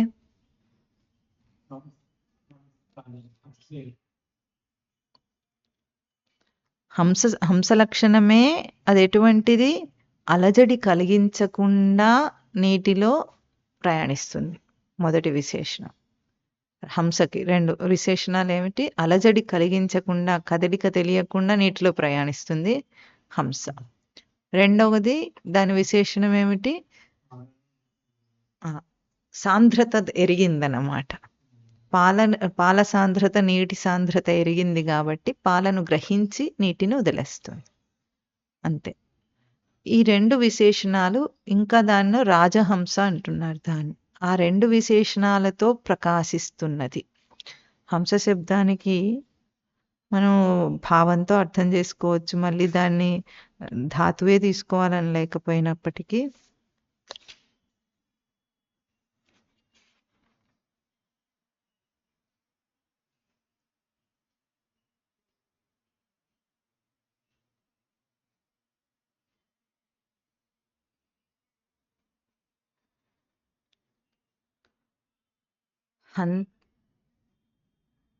హంతి అనాత్మానం హినస్తి ఆధ్యాత్మికం గచ్చతి ఇది హంసః అని చూపించారు నిర్వచనం. గచ్చతి మొత్తానికి ప్రవర్తన. మనం ఇప్పుడు చెప్పుకున్నదైనా అదే వస్తుంది. ఈ రాజహంస అది ప్రకాశించటం, ఆ లక్షణాల చేత ప్రకాశించటం రాజహంస లక్షణం. లక్ష్మీ నృసింహ అంశమునకు రాజహంస అనే ఒక సంబోధన వచ్చినప్పుడు దానికి విహార స్థానం చూపించారు. అంటే రాజహంస ఎక్కడ విహరిస్తుంది? సరోరుహం అన్నారు. సరోరుహం అంటే సరస్సునందు విహరిస్తుందట. ఎటువంటి సరస్సు? లక్ష్మీ లసత్ కుచ. కుచ శబ్దాన్ని అర్థం చేసుకుంటే స్తనం అని మామూలు అర్థం.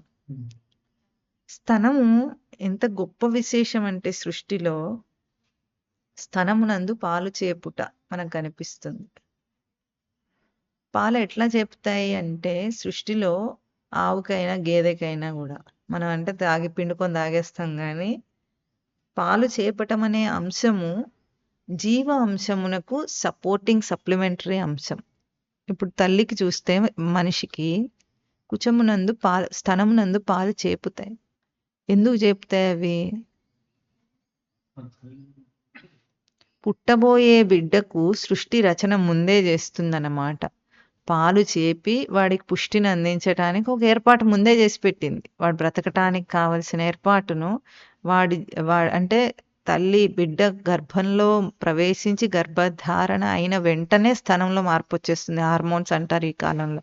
హార్మోనల్ చేంజెస్ వస్తే మామరీ గ్లాండ్స్ యాక్టివేట్ అయిపోతాయి. 5వ నెలకే వాడికి పాలు చేపటానికి రెడీగా ఉంటుంది. అంటే అదేమిటి? పోషణ స్థానం. జీవుడికి పోషణ స్థానం. దీంట్లో ఒక రహస్యం ఏమిటంటే ఒక తల్లికి 4 పిల్లలు ఉన్నారనుకుందాం. 4 పిల్లలు పుట్టినప్పుడు కూడా పాలు చెప్తాయా లేదా? అన్ని పాల క్వాలిటీ ఒకటి ఉండదు. ఆ రహస్యం ఎవరికి తెలియదు. బిడ్డకి ఏం కావాలో ఆ పాలే చెప్తాయి వాడికి. అంటే ఆ బిడ్డ సంస్కారము, ఆ బిడ్డ దేహ పోషణ ఎట్లా కావాలో సృష్టికి తెలుసు. వాడికి కావలసిన పాలు అందులో ఉంటాయి. రెండోసారి పుట్టేవాడికి రెండోసారి మారచ్చు. అంటే ఇప్పుడు దేహపు కాన్స్టిట్యూషన్ కూడా ఒక్కొక్క మనిషికి వేరుగానే ఉంటుంది.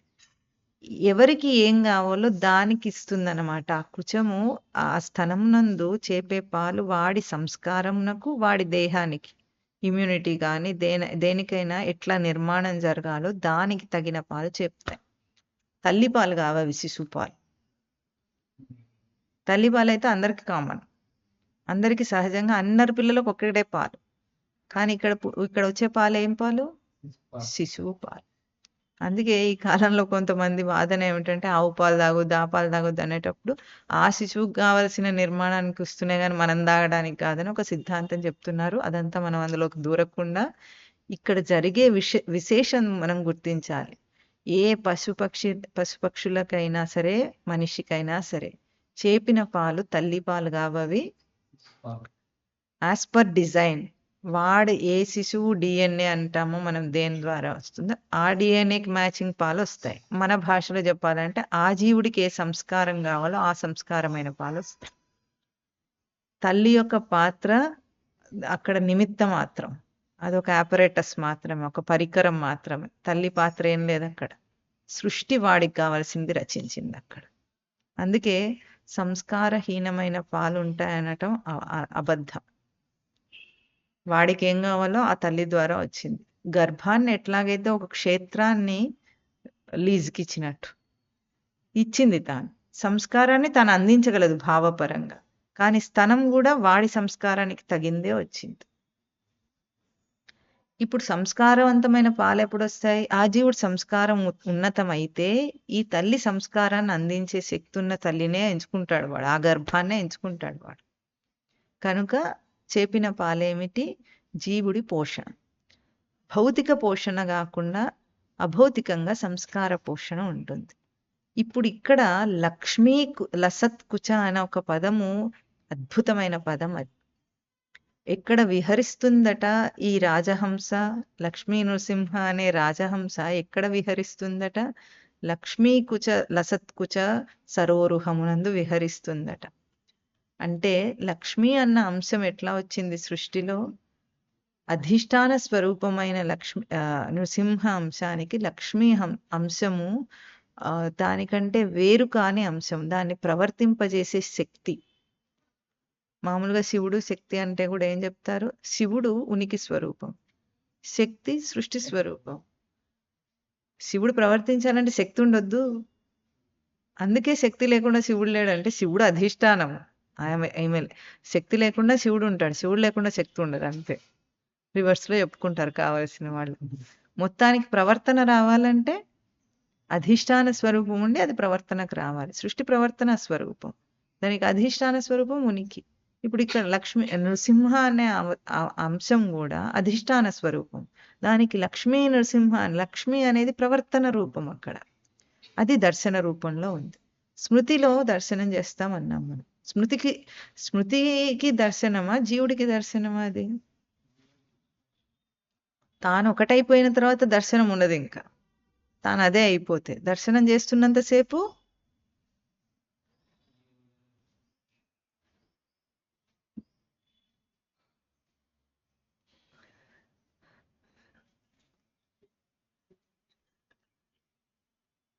దర్శనం అంటే సృష్టిలోని అంశం. అది దాటేస్తే దర్శనం లేదు అక్కడ. ఇప్పుడు నృసింహావతారానికి లక్ష్మి అనేది దర్శన స్వరూపం. ఆ స్వరూపం యొక్క కుచం అంటే జీవుడికి పోషణ ఎట్లా వస్తుంది? పలికిస్తే వస్తుంది. శిశువు పలికిస్తే స్తనమునందు పాలు చేపుతున్నాయి. వాడు అందులో ప్రవేశించి పలికించాడు గర్భాన్ని, అప్పుడు పాలు చేపినేవాడు. అట్లాగే సృష్టి అనే అంశమును పలికించి ఏ సృష్టి ఈ జీవ కోటికంతా కూడా ప్రవర్తనకు స్థానము, దాన్ని పలికిస్తే వాడికి ఏ పోషణ అందాలో అది కుచం, అది సరోరుహం. సరస్సు అంటే సృగతో ధాతు. మళ్ళీ అటువంటి స్థానంలో విహరిస్తుందట ఈ రాజహంస. ఎట్లా విహరిస్తుంది? సృష్టికి భంగం కలగదు, ఉనికికి భంగం కలగదు, ప్రవర్తిస్తుంది. ఇది కేవలము జీవుడి ప్రవర్తనకు అందేది కాదు. ఈ లక్షణం ఒక నిరంజన స్వభావ ప్రవర్తనను చూపిస్తుంది. అంటే ఇప్పుడు ఒక రాముడు అవతరించాడు. అవతారంలో కథలో మనకు రామ అవతారం చూస్తే అన్ని ఒడిదొడుకులే, కష్టాలే. రాముడు ఏడ్చినట్లుగా కూడా కొన్ని శ్లోకాల్లో అర్థం వచ్చేటట్టు చెప్పబడింది. అంతా చేసిన తర్వాత రాముడికి ఏం సంబంధం లేదు. వాసిష్ఠ రామాయణం యొక్క విలువ గుర్తిస్తే మనకు అర్థమవుతుంది. వశిష్ఠుల వారు వాసిష్ఠ రామాయణం చెప్పిన తర్వాత రాముల వారికి ఒకటి సూచన చేస్తారు. నువ్వు ఇందులో విహరించు రామ, దాంతో సంబంధం లేకుండా విహరించు. దాని తర్వాత రామాయణం వచ్చింది. రాముడు అట్లాగే ఉన్నాడు. అంటే అంటుకోకుండా, చెదరగొట్టుకోకుండా తన స్వరూపాన్ని ప్రవర్తించటం అని అర్థం. ఇది రాజహంస లక్షణం. రాముడికే చెల్లు అని మనం అనుకుంటాం. ఎవరెవరు గుర్తిస్తారో వాళ్ళందరికీ చెల్లు అది. అయితే ఇప్పుడు అర్థం చేసుకునేవాడు రాముడు సీతను ఎందుకు వదిలేశాడు, సీత జింకను ఎందుకు అడిగింది, మళ్ళీ అగ్ని ప్రవేశం ఎందుకు చేయించాడు, తర్వాత ఎందుకు వదిలేశాడు, ఇలాంటి ప్రశ్నలు అడుగుతాడు. అర్థం చేసుకున్నవాడు అడగడు. అట్లాగే గుర్తించిన జ్ఞాని యొక్క జీవితంలో కూడా ఎన్నో కాంట్రవర్షియల్ అంశాలు కనిపిస్తుంటాయి. ఎవరు అడుగుతారు అవన్నీ? అర్థం కానివాడు అడుగుతాడు. ఎందుకు జరిగిందో, ఎందుకు జరుగుతుందో గుర్తించిన వాడికి తెలుసు.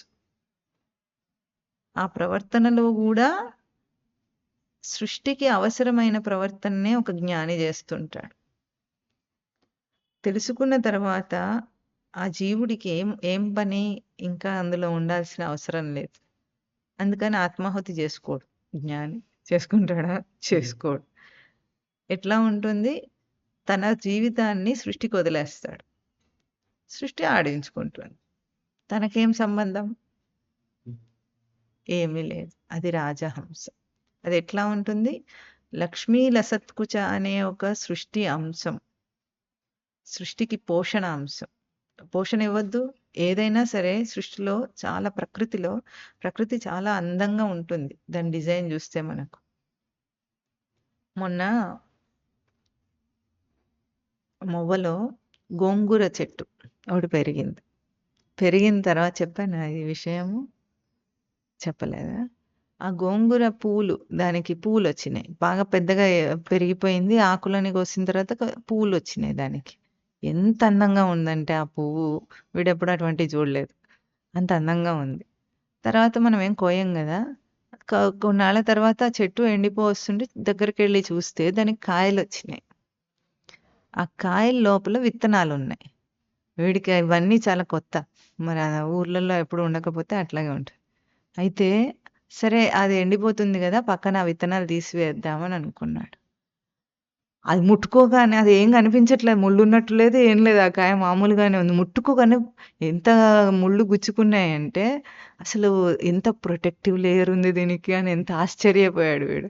ఎవ్వరూ ముట్టుకోకుండా దానికి ఒక రక్షణ కవచం ఏర్పాటు చేసుకుంది అది. మళ్ళీ దాన్ని పగలగొడుతుంది అది. కొన్ని చూస్తే బాగా ఎండిపోయి పగలగొడుతుంది. పగిలి విత్తనాలు బయటికి వస్తాయి. అంటే సహజ ప్రక్రియలో అవి బయటికి రావాలి. దానివల్ల ఇంకో మొక్క పెరగాలి. కానీ ఎవరైనా బలవంతంగా దాన్ని మాత్రం ముట్టుకోకుండా అది ఏర్పాటు చేసుకొని పెట్టుకుంది. ప్రకృతిలో ఏది వచ్చినా సరే మనిషి ఆర్టిఫిషియల్ ఇంటెలిజెన్స్ ఆర్టిఫిషియల్‌విగా చేసినవి గాక ఏది చూసినా సరే దానికి అక్కడికక్కడే ఒక రక్షణ ఏర్పాటు అవుతూ ఉంటుంది. పోషణ, రక్షణ. రక్షణ, పోషణ అనేవి పాలన స్వరూపం సృష్టికి. ప్రకృతిలో అంతటా కనిపిస్తుంది. బాదం పప్పు ఉంది. బాదం పప్పు నానబెట్టిన తర్వాత దాన్ని ఒలుచుకోకుండా తినొద్దంటారు. పొట్టు తీసేసి తినాలి. ఎందుకంటారు అది? ఆహా! అది విత్తనం. అది నానబెట్టినప్పుడు అది ఉబ్బుతుంది కదా. ఉబ్బిందంటే ఏమిటంటే దాంట్లోంచి మొలక రావటానికి అది ఏర్పాటు అవుతుంది. ఏ విత్తనమైనా సరే నానబెట్టినప్పుడు మొలక రావటానికి ఏర్పాటు చేసుకుంటుంది. అంటే ఒక జీవం అందులోంచి వస్తుంది. అది వచ్చేటప్పుడే దానికి ప్రొటెక్టివ్ లేయర్ ఏర్పాటు చేసుకుంటుందట. ఈ బాదం పప్పుకి ఆ తోలుకి మధ్యలో ఉన్న ఒక లిక్విడ్ ఏర్పాటు అవుతుంది. అది విషం. దాన్ని మనం తినకూడదు. కాబట్టి తోలు తీసేస్తే ఆ రక్షణ వెళ్ళిపోతుంది దానికి. అందుకు తినాలి. విషం ఇన్ ద సెన్స్ మనం విషపూరితం చేయట్లేదు కాదు. ఆ విత్తనానికి రక్షణ. ఇప్పుడు మనం అంటే పప్పు నానబెట్టుకొని తింటున్నాం. సృష్టి అందుకు అట్లా పెట్టలేదు కదా.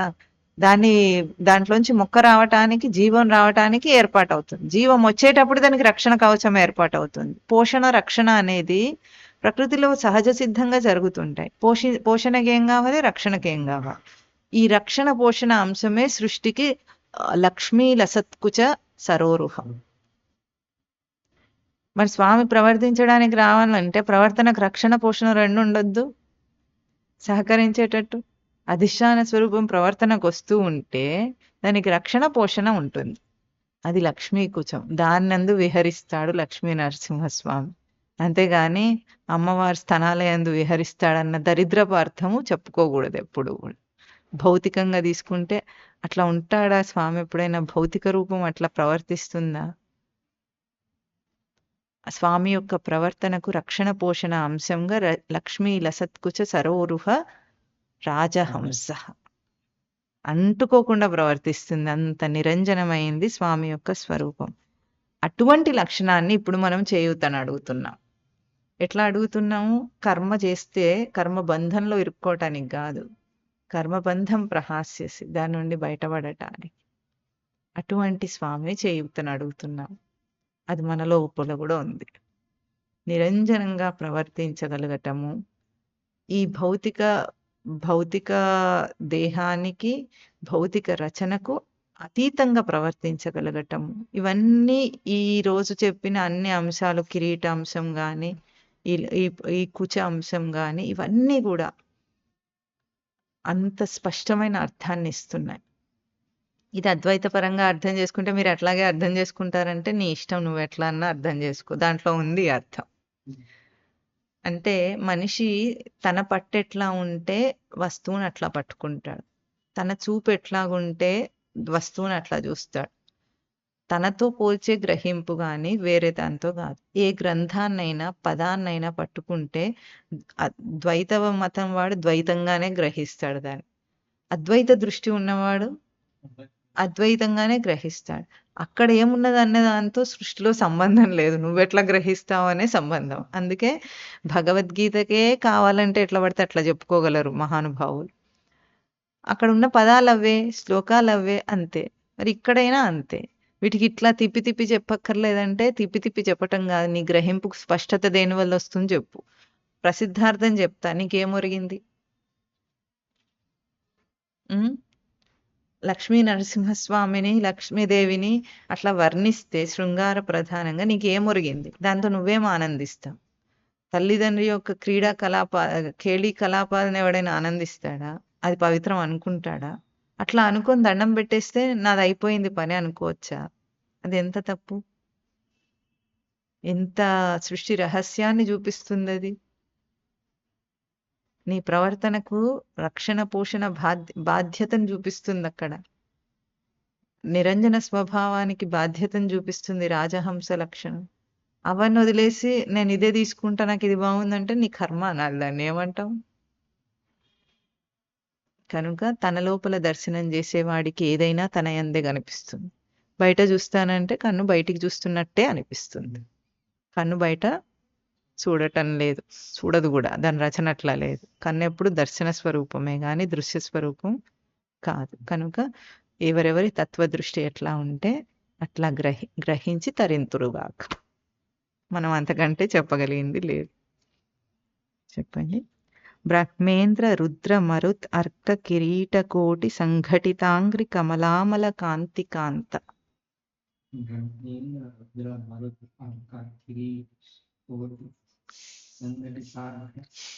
సంఘటితాంఘ్రి లక్ష్మీ లసత్కుచ సరోరుహ రాజహంస.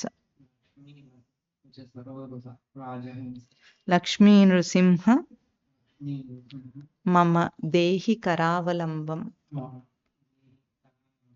ఓం తత్ సత్.